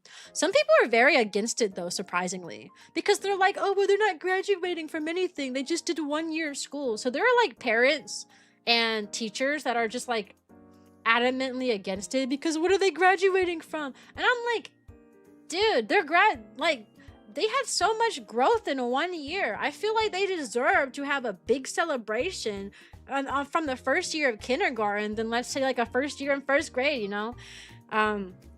the end of the year is interesting because these kids get used. We have iPads in the classroom. I didn't mention that today. Every kid is assigned an iPad, and they have required iPad time every day. Every day they're supposed to be on the iPad, 20 minutes for math and 20 minutes for reading daily. And during the end of the year, usually the last week, the iPads are usually already taken up. Right? They've already been taken up and confiscated, which means if the iPads have already been taken and confiscated, that usually means that like the kids have nothing to do when they're bored. Because at the end of the year, our final tests at the end occur during in May. Hey Hug, I love your name. It's so sweet. We take the final test of kindergarten in May, which means they finish all their testing, and now and school doesn't end until early June. Like, it usually ends around June 9th, June 10th, June 11th, June 12th, that area, right? So you have like an entire month of just winging it, like, yeah. And then like the lessons start running out too, so like by the time they finish their test, and there's usually still like ELA and math to be taught, but you start running out. Like, you start running out of skills to teach them, like no more letters and like sounds and stuff, because they learn what they need to learn for the year. You start running out of science and social studies to teach them, so they're just like, and you just have empty, and you're trying to clean the classroom while that's happening, and you're trying to get your kids to help you clean. It's a lot. It's genuinely a lot. I cry every year. I do. Because I get really attached to my kids. Everyone always looks at me like I'm crazy because I'm the only teacher. I'm the only kindergarten teacher who cries during graduation. And I'm like, y'all are some crazy people. Like, we even had another first year teacher this year. She didn't cry. And I was like, really? I cry every year. This year, I was sobbing the entire time. And a parent after the event literally came up to me and thanked me for my passion. Like, she came up to me at the end of after the graduation ceremony was over. And she looked me in the eye and she was like, I just want to say thank you so much for how much you care for these kids. I've been watching you, and every time they do something nice, like do a nice little dance or sing their next song, I've noticed you start crying again, and that really shows how much you care about them. So thank you. And I was like, girl, I just finished crying. Now you gonna have me crying again. I started sobbing again after she said that. But it was really interesting. But I guess people take notice, you know. Yeah, I was crying so much that the principal asked me if I needed, I cried so much that like the principal asked me if I was okay to read my own like list of kids' names, because you read the kids' name and then they get their certificate and stuff. I was crying so bad. She was like, are you okay to read it? And I was like, yeah. Wish Cool Math Games was still available for them kids. Maybe it'd be less evil, but they wouldn't be using it. I mean, Cool Math Kids was not actual math, so kids, the website kids use is called Toy Theater. Also, thank you, Hugginator. You're so sweet. Also, hi, CJ. Today's version of Cool Math is called Toy Theater. It is a website that has a ton of games, of free games on it for the kids to do. Like, hey Natalie, like dress up games, they have puzzle games too. There's a lot of games like that. That is their version of Cool Math. It's called toytheater.com. They also like to go to PBS Kids as well. Those are the two biggest websites that kids go to. Toy Theater and PBS Kids. I used to have this other website that I had kids go to, ABCYA. ABCYA has like some educational games too. But recently, ABCYA has been blocking access to the games unless you create an account, which is really dumb.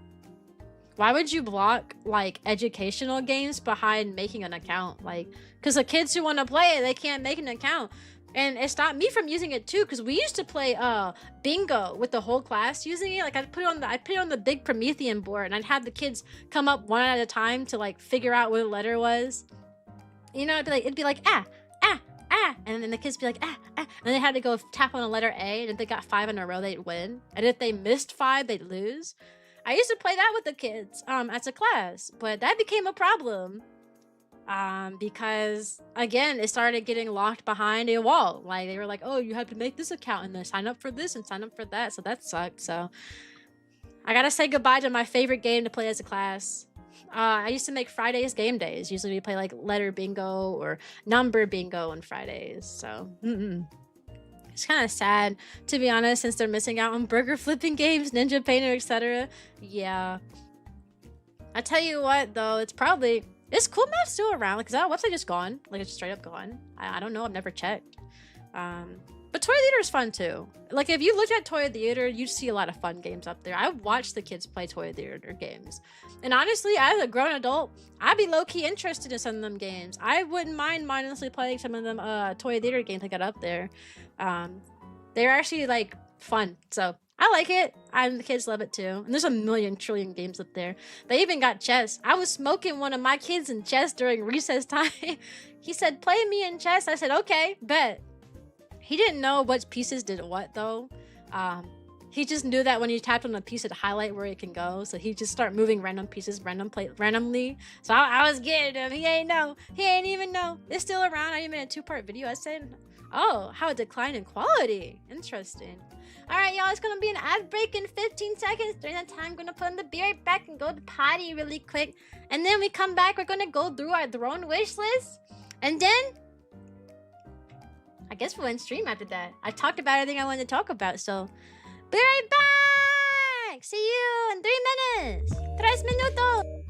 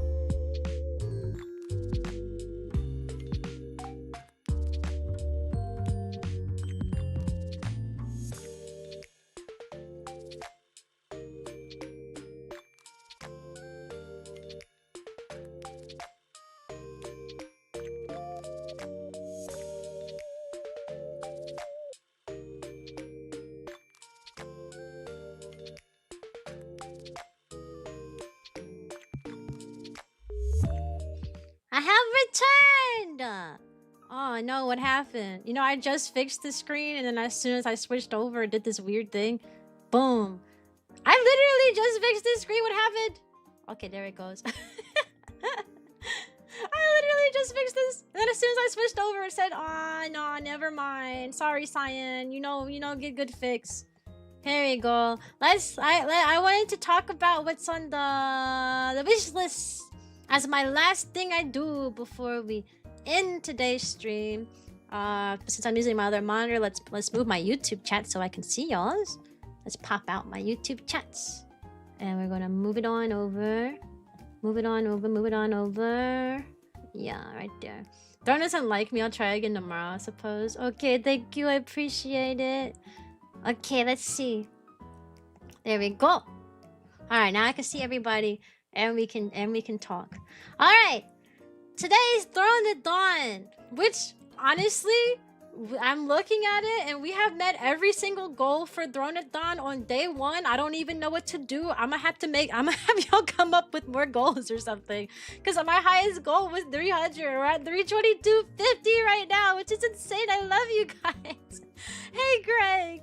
But let's go over what's up here, and I can give you more in-depth explanation about why certain things are here.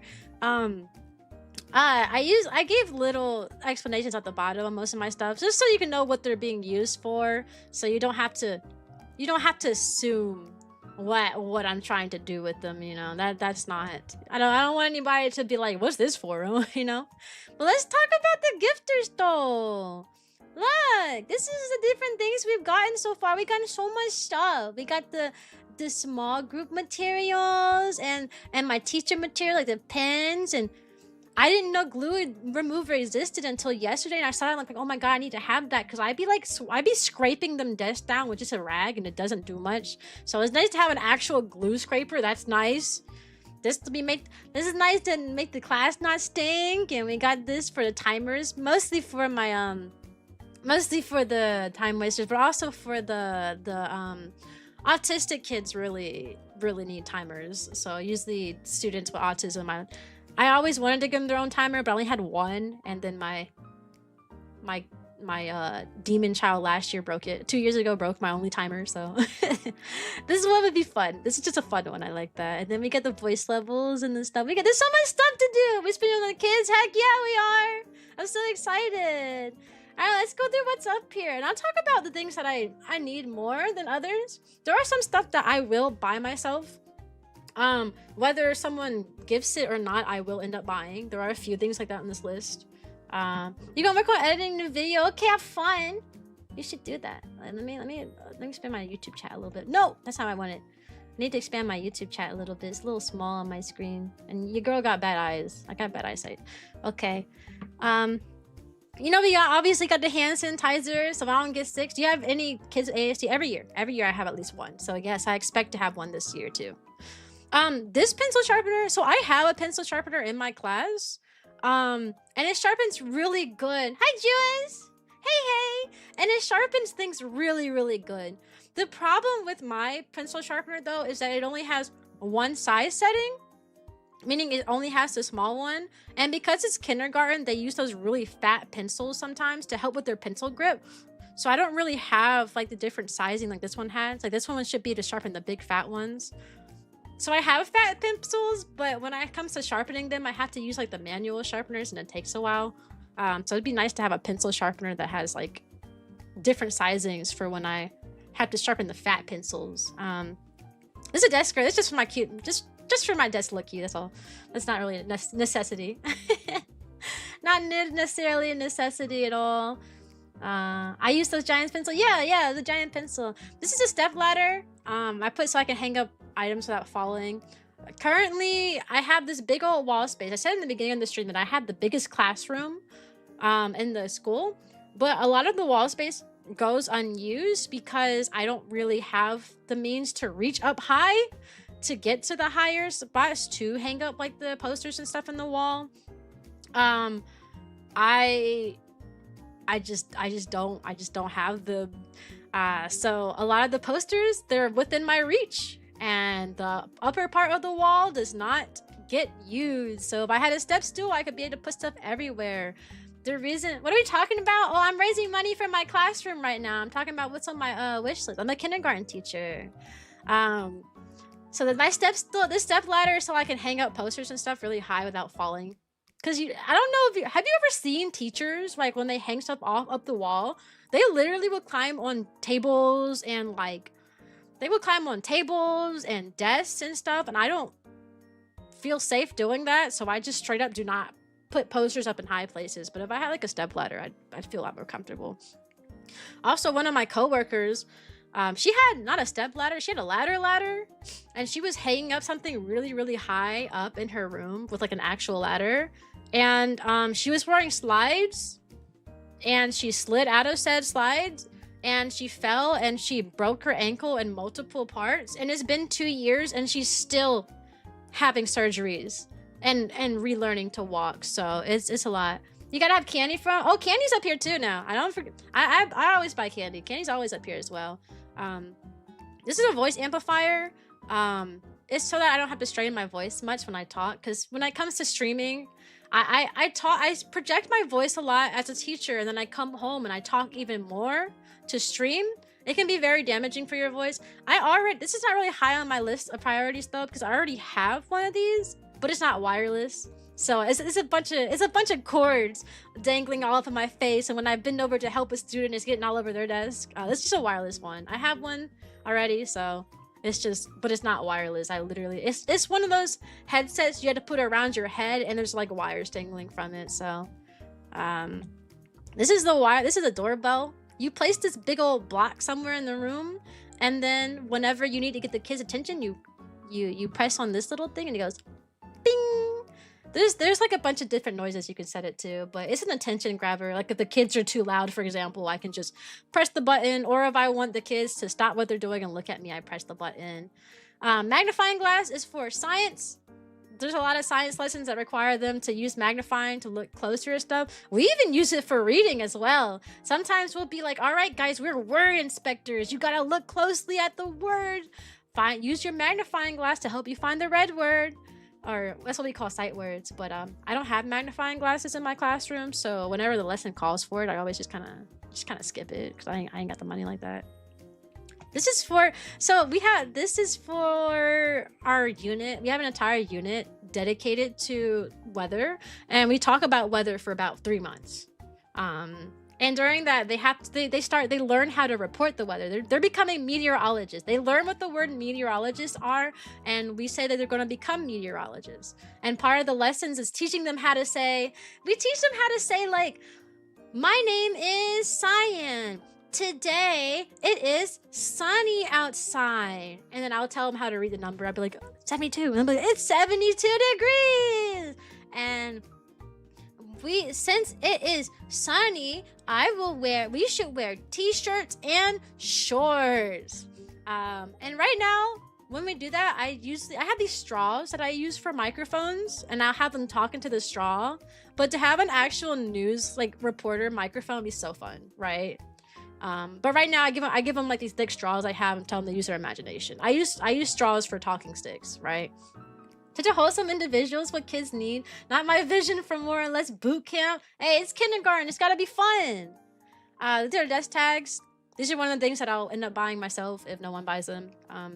Every class needs desk tags. I think I still have some. I don't know. I have to go check my classroom. I should have enough for this year. I think next year will be when I need to buy more though. I think I have enough for this year. That's a strong I think. I use these for everything, because in my class every kid gets assigned a number. So these number stickers right here, I use them for everything. Like I'll mark like, oh, this is their pencil pouch because they're number 1.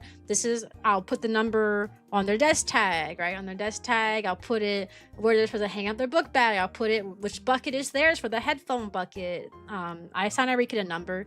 Same in the lineup spots. Whatever number they're assigned, they had to line up there. I should have a few stickers, so I might not need these now, but these I buy. I 100%. Again, this is one of those things that, like, if no one buys, I will buy on myself. I buy these every year.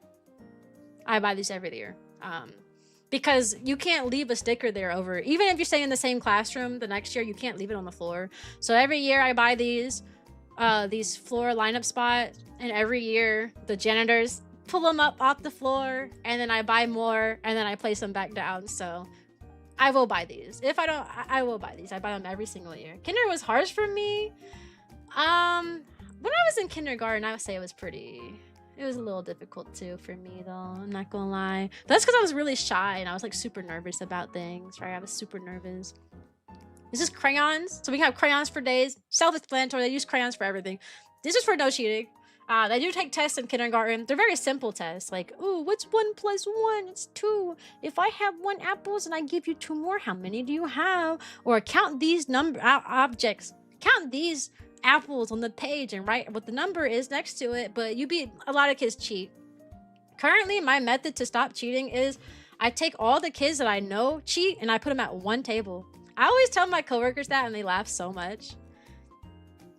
Cause like, you know, because the kids that cheat, they're waiting for the people around them to answer questions first. So I take advantage of that. I put them all at one table and they just look at each other and wait for the other person to put an answer down, and they try to copy each other, but then since they're all waiting for each other to move first, no one ends up writing.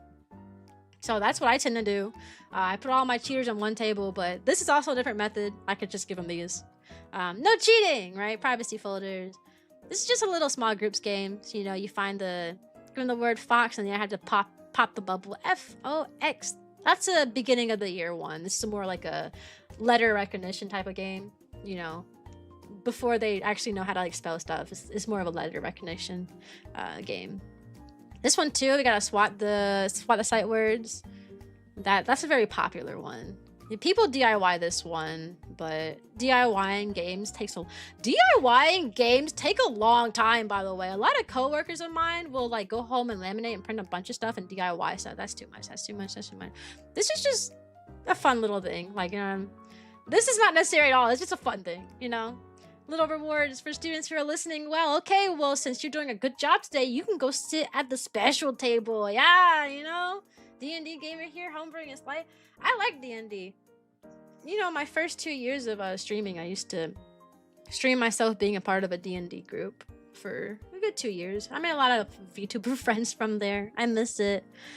You go fishing for letters. This is just a really simple one. You know, you say, give me the letter S, and they have to go fishing for it. You know, if I made a letter O, they gotta go fishing for it. That's a fun one. That's a really fun small group activity.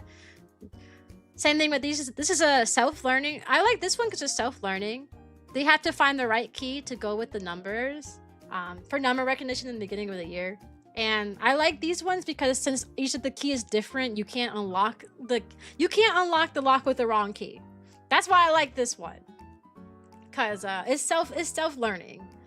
So this one could be a table where they're all playing with this and I'm doing something else type of thing. I don't have to sit in front of them and do this one. And then you got the dice. You can use this for anything, literally anything. I like these. I have some in my room, but they're really old. I got from someone else. So they have a lot of like leftover marker and stuff, and they're kind of messy. So, but I do have some of these already. Writing practice, for handwriting practice for my little ones. I like this one because if I remember correctly, this one said that this one was one of the ones that you could redo, I believe. Like it wasn't just a one-off thing. It was like a magic pen that like erases over time. I would use this for everything, but this is really expensive, so I don't expect anyone to contribute to this one. But this is a teacher's lovely, nicest thing ever. This would be a teacher's best friend, dude. I love whiteboards. I have a lot of whiteboard space in my classroom. I'm really grateful for that. And even me having more whiteboard space in my class than other teachers, I still feel like I don't have enough whiteboard. I write everything on whiteboards. Everything. I even have a mini whiteboard a different teacher gave me that I keep next to the big whiteboard. I still run out of whiteboard plates. Is mayonnaise an instrument? Of course. Anything's an instrument that can make a noise. You hate cursive writing? I never learned. We only learned how to write our own names in cursive. That was it. The learning resources is another one. It's like a little puzzle. You just gotta put the letters together. This can be really interesting because you can record what the buttons say. I've seen how my teacher next door uses it. So for small group activities, she would just have the instructions on the button so that if they forgot what to do, they can always just press the button instead of going, I don't know what to do, or sitting there and staring at their paper.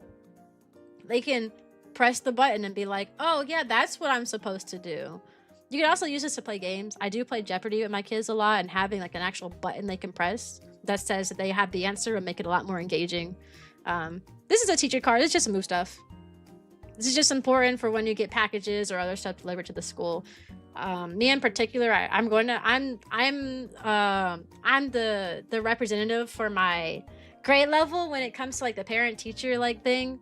And when we do like fundraisers and stuff, and we raise money for the grade level, I'm the one who has to like spend it and like carry all the stuff around. So last year I had borrowed a cart from somebody, but if I had a really thing, it'd be nice. These microphones, I love them so much. I love the microphones. There's 16 of them, but when you use them, you're going to use them in partners, so you only really need one of them each. This is for when they take turns like doing partner talk or talking in a group. Part of the curriculum is that we're supposed to teach them how to like take turns speaking, and part of teaching them how to take turns speaking is sometimes we give them visual representations of who's supposed to be talking. I said before, whenever microphones come up, I use straws. Right? I have them speak into a straw, but to have an actual microphone be fun, right? This is a fun thing, right? I have them speak into a straw. Whoever has the straw and is talking into the straw, you have to listen to them. And they usually do really well with that. Yeah, don't give the kids caffeine or candy. Kids can have candy, they just have to put it in their book bag. And they can't eat it. I have seen teachers train kids like you train a dog though, meaning like they have a bag of Skittles. And every time a kid does what they're supposed to, they get one Skittle. Just one. And kids live for that. Like, you give them a treat of just a singular Skittle, and they will do whatever they're supposed to. I've been thinking about doing that this year, to be honest. Because I saw how effective it was when a teacher assistant of mine would come in my class and take over for a little bit when I had to step out. Girl, those kids were going crazy over a singular chance of earning a singular Skittle. Just one. So I might try that. I might give me a bag of Skittles and just hand one at a time. You used to have coffee? I hate coffee. This is Play-Doh mats. Play-Doh mats are really fun for kindergarten. I love Play-Doh mats. I usually print my own out, but they're not as colorful or nice as these. We can only print in black and white, fun fact. So anything that we print is like very dull. This mini brooms. This is important so kids clean up their mess. Right now we have one broom. Right now we currently have one broom and no dustpan. I believe I have a teacher broom down here as well somewhere. We have one broom in my class and doesn't have a dustpan, so I kind of need a broom. As a kid, it was spinach and broccoli. Yeah, because you're a healthy person. Writing paper. Oh, I use this for everything. I use this for everything.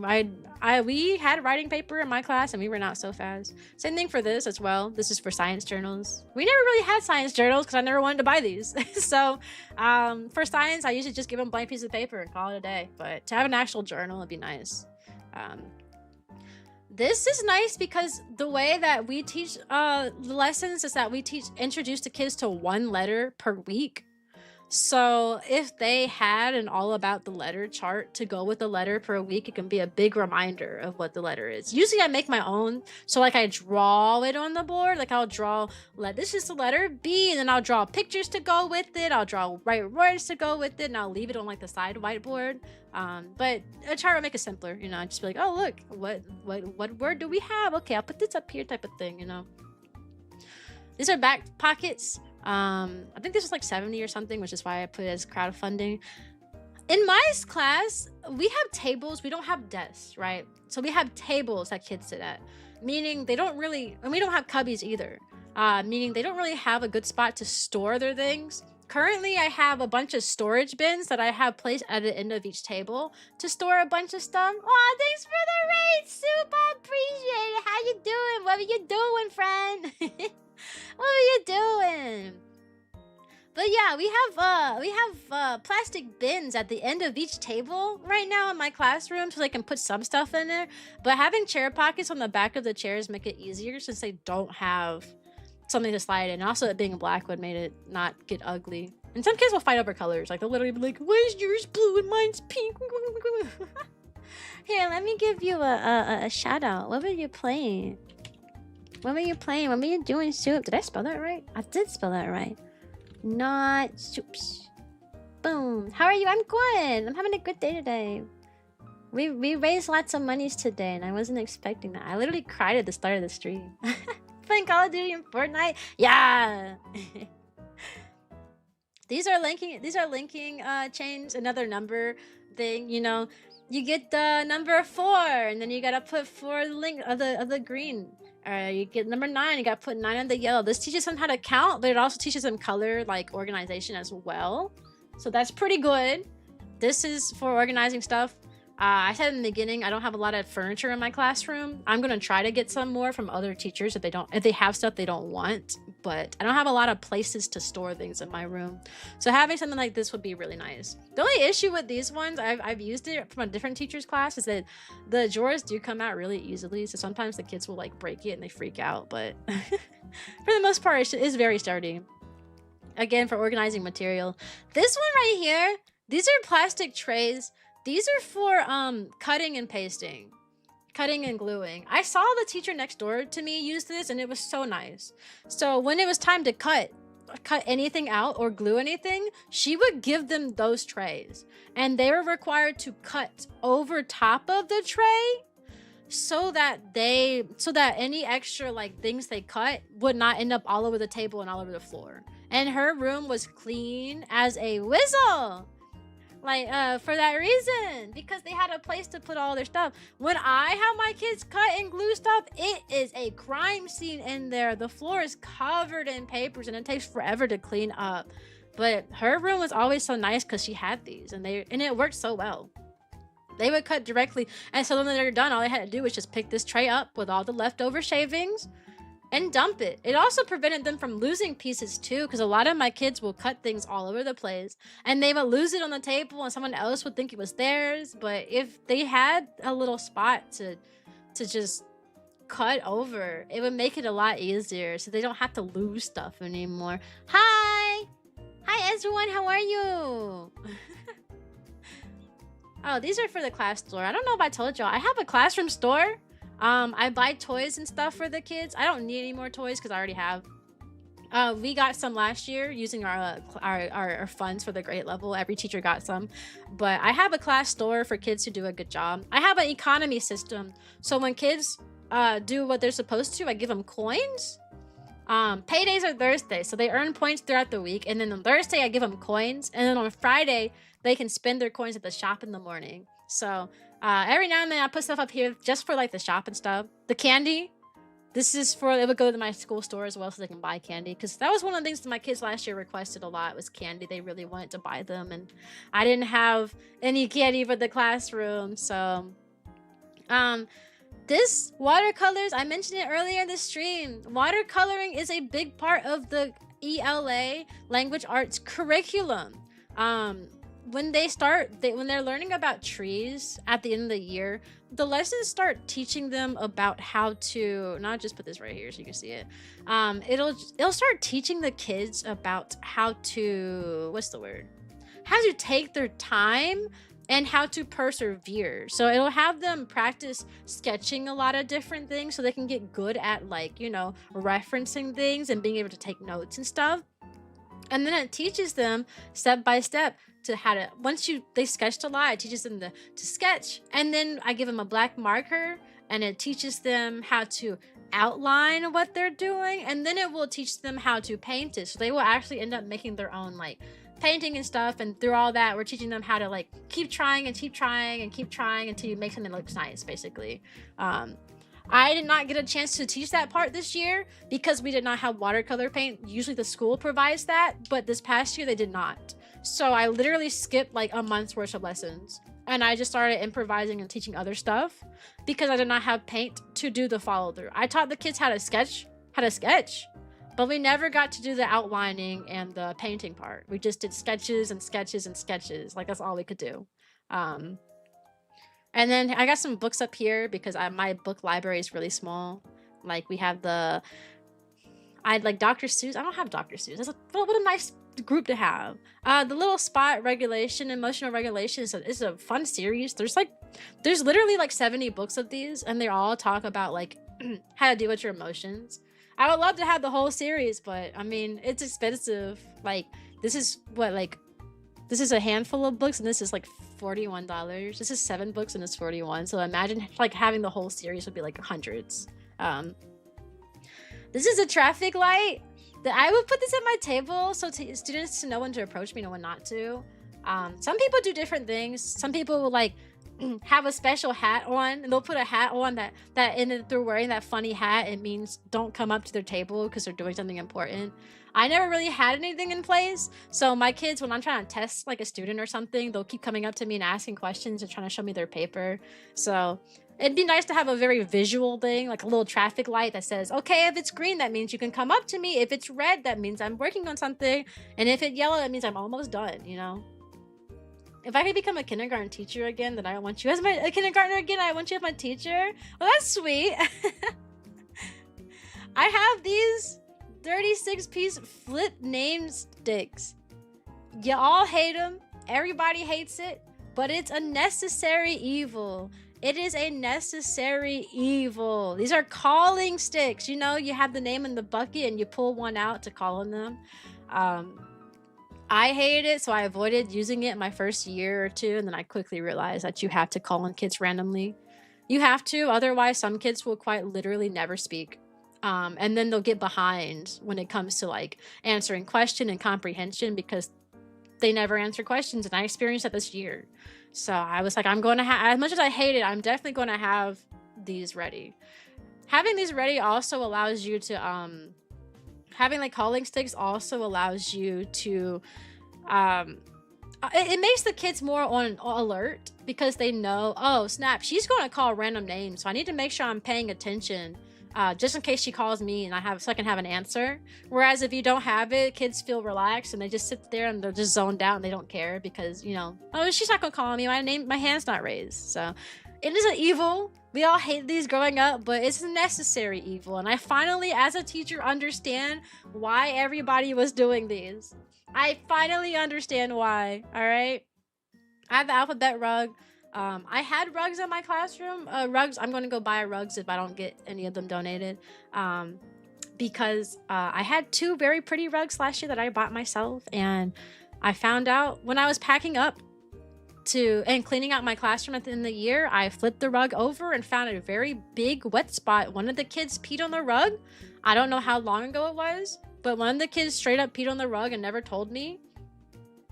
And I was like, that's gross. So I threw it away. Like surprise pee on a rug. I don't know how long it's been there. No, I'm not taking that home. And the other one I had threw away like a few days prior because a kid threw up on it. He threw up on my rug, bro. I was like, oh my gosh. So now I'm rugless. And I have like I said, I have a massive classroom. So it's important that I do have rugs to section off different parts of it.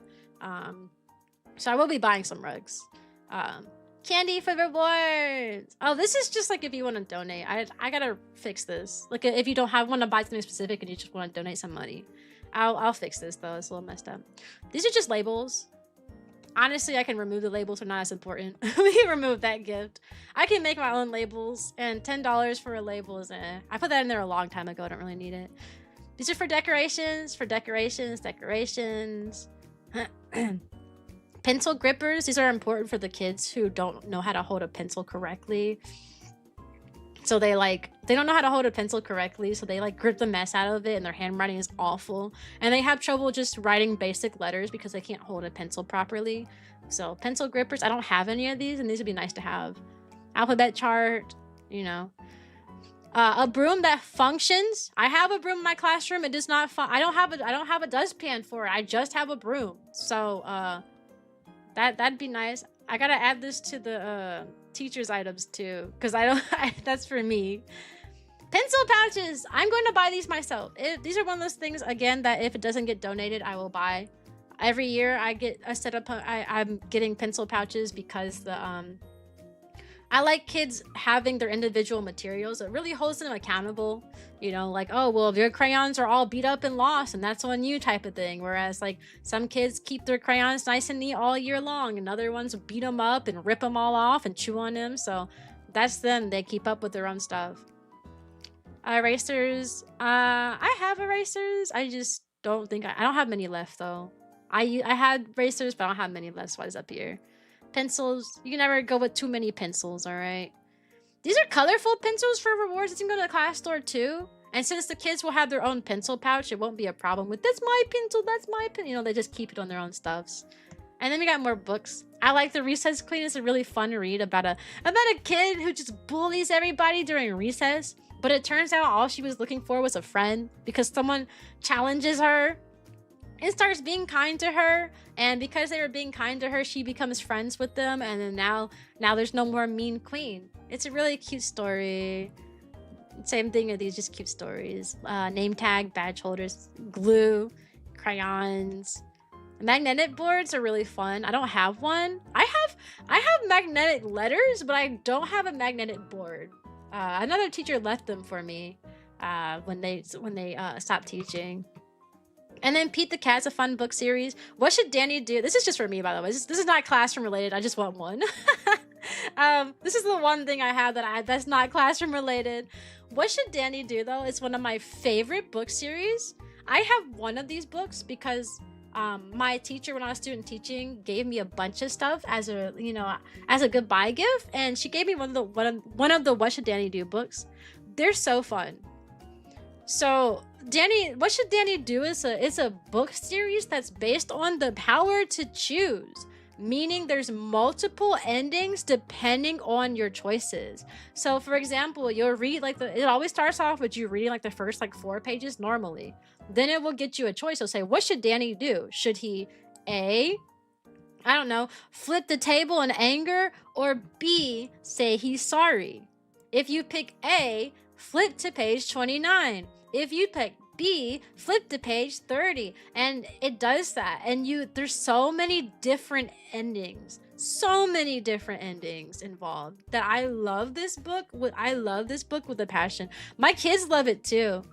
It's a fun one because you can always come back to it. You know what I mean? So I can literally be like, oh, I want to, today we got the bad ending. Maybe we can get a better ending tomorrow. And the kids are like, no, I want to find out about the other ending today. I also let them choose. I'm like, if you want put your fingers up, you want ending 1 or 2. 1 or 2. So the kids get to pick, and they love that book. Most of the time, kids are innocent and sweet. So most of the time, they always pick the good ending first. They always pick all the good, nice, and sweet options first. There are a few kids who get really curious and pick the bad options, but it's usually overruled. So usually we do the first reading and they pick all the good options. And then the second time they go back and they start picking the bad options is how we do it. This is my favorite set of books. I love What Should Danny Do? I love it so much. It's so fun. My kids love it too. My favorite kindergarten book was The Big Hungry Caterpillar. Currently, my favorite book right now to read to my kiddos is what's it called? Ninja Red Riding Hood, because it follows the normal story of Red Riding Hood. You know, she's out in the woods and stuff. She meets the wolf, and the wolf's like, oh, what are you doing? Blah, blah, blah. They walk past each other, and then all of a sudden the wolf is pretending to be grandma at the house. But the story is a twist, right? Because the big bad wolf in the Ninja Red Riding Hood, he was rusty. They said he was rusty. You know, he hadn't eaten in a long time because his skills weren't good enough. He couldn't catch anything to eat. So he goes to ninja school so he can be better, right? So Red gets home and the wolf is pretending to be grandma. You know, they do the what big eyes you have, what big ears you have type of thing, until the wolf is like, you know what? Yes, I am the wolf. I'm not your grandma. Let's fight. And he gets up out of the bed and he starts fighting. And then they reveal as a plot twist that Red Riding Hood, she went to ninja school too. So Red Riding Hood and the wolf have this big ninja brawl. They have a big fight. And it's such a fun book. I love it. They have such a such a big fight. And then grandma comes home, and it turns out that grandma had gone to ninja school too. So now it's grandma and Red versus the wolf. And obviously he loses the fight because it's a 2v1. And then he changes his ways from the fight. You know, after the fight, he agrees to not eat meat anymore. And he becomes a yoga instructor. And he meditates. That's the whole story. I love the Ninja Red Riding Hood so much because the art is very detailed and very good. And the kids reactions are always like, whoa, what? Like, and because it's a silly story. That's my favorite book. Literally, that's my favorite book. These days, kids like Pete the Cat. Pete the Cat is like the new Dr. Seuss these days, to be fair. Everyone loves Pete the Cat. Pete the Cat is Dr. Seuss now. Dr. Seuss is a lot less common. Which he was a good guy, but kids don't really know Dr. Seuss like they know Pete the Cat. Anyways, I think that's pretty much it. I've talked about everything I wanted to. We've gotten a lot of gifts today, and I'm really happy. I didn't expect it to go so well, but now we're gonna have so much stuff. We're gonna have so much stuff for my kiddos, and it's only day 1. Oh, let me look at the schedule. Is my room still functional? Sorry, I've been moving stuff around. It is still functional. We should be able to go over. All right. Well, let's do a little recap. Today, on our first day, we raised 322, and I don't really know what to do because my Throne-a-Thon only went up to 300 points.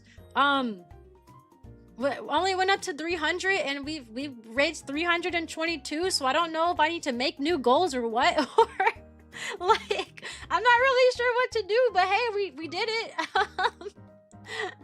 The schedule for this week, though, today, since it was the start, I did just want to talk about like the intro to kindergarten and what kindergarten is like these days. Tomorrow we'll go back to our normal schedule of playing Pokemons. You know, I haven't forgotten. I didn't want to like do this fundraiser, this fundraiser and like Donathon and then forget about my Pokemon stuff. I didn't forget. Tomorrow we're gonna play Pokemon Let's Go Eevee. We're gonna finish where we left off, which me being super under leveled and getting my butt beat to the water gym somehow, even though it's like gym number 2. Wednesday I'm gonna do a tier list like I did last week, but a more calm one. I tried to do a tier list of all Pokemon. This one's just going to be Pokopia tier list, like I initially had planned. Meaning we're going to do like rating them based on if they'd be good roommates or not, based on it, not if I like them or not, but if they're going to be a good roommate in Pokopia type of thing. Since Pokopia, like, you build houses for people, like, would they be able to live in the town or not? And then we'll finish our Gale of Darkness. We'll keep playing Gale of Darkness on Thursday. Saturday is a stream with Bloomies, my other dog people that I'm in a group with. I'm part of a VTuber group named RaMe, and my group members. We're gonna be playing a Ham Heartbreak. I don't know anything about it, but Claire and Cherry, my other dog friends, were really excited about it. So I guess we'll do that.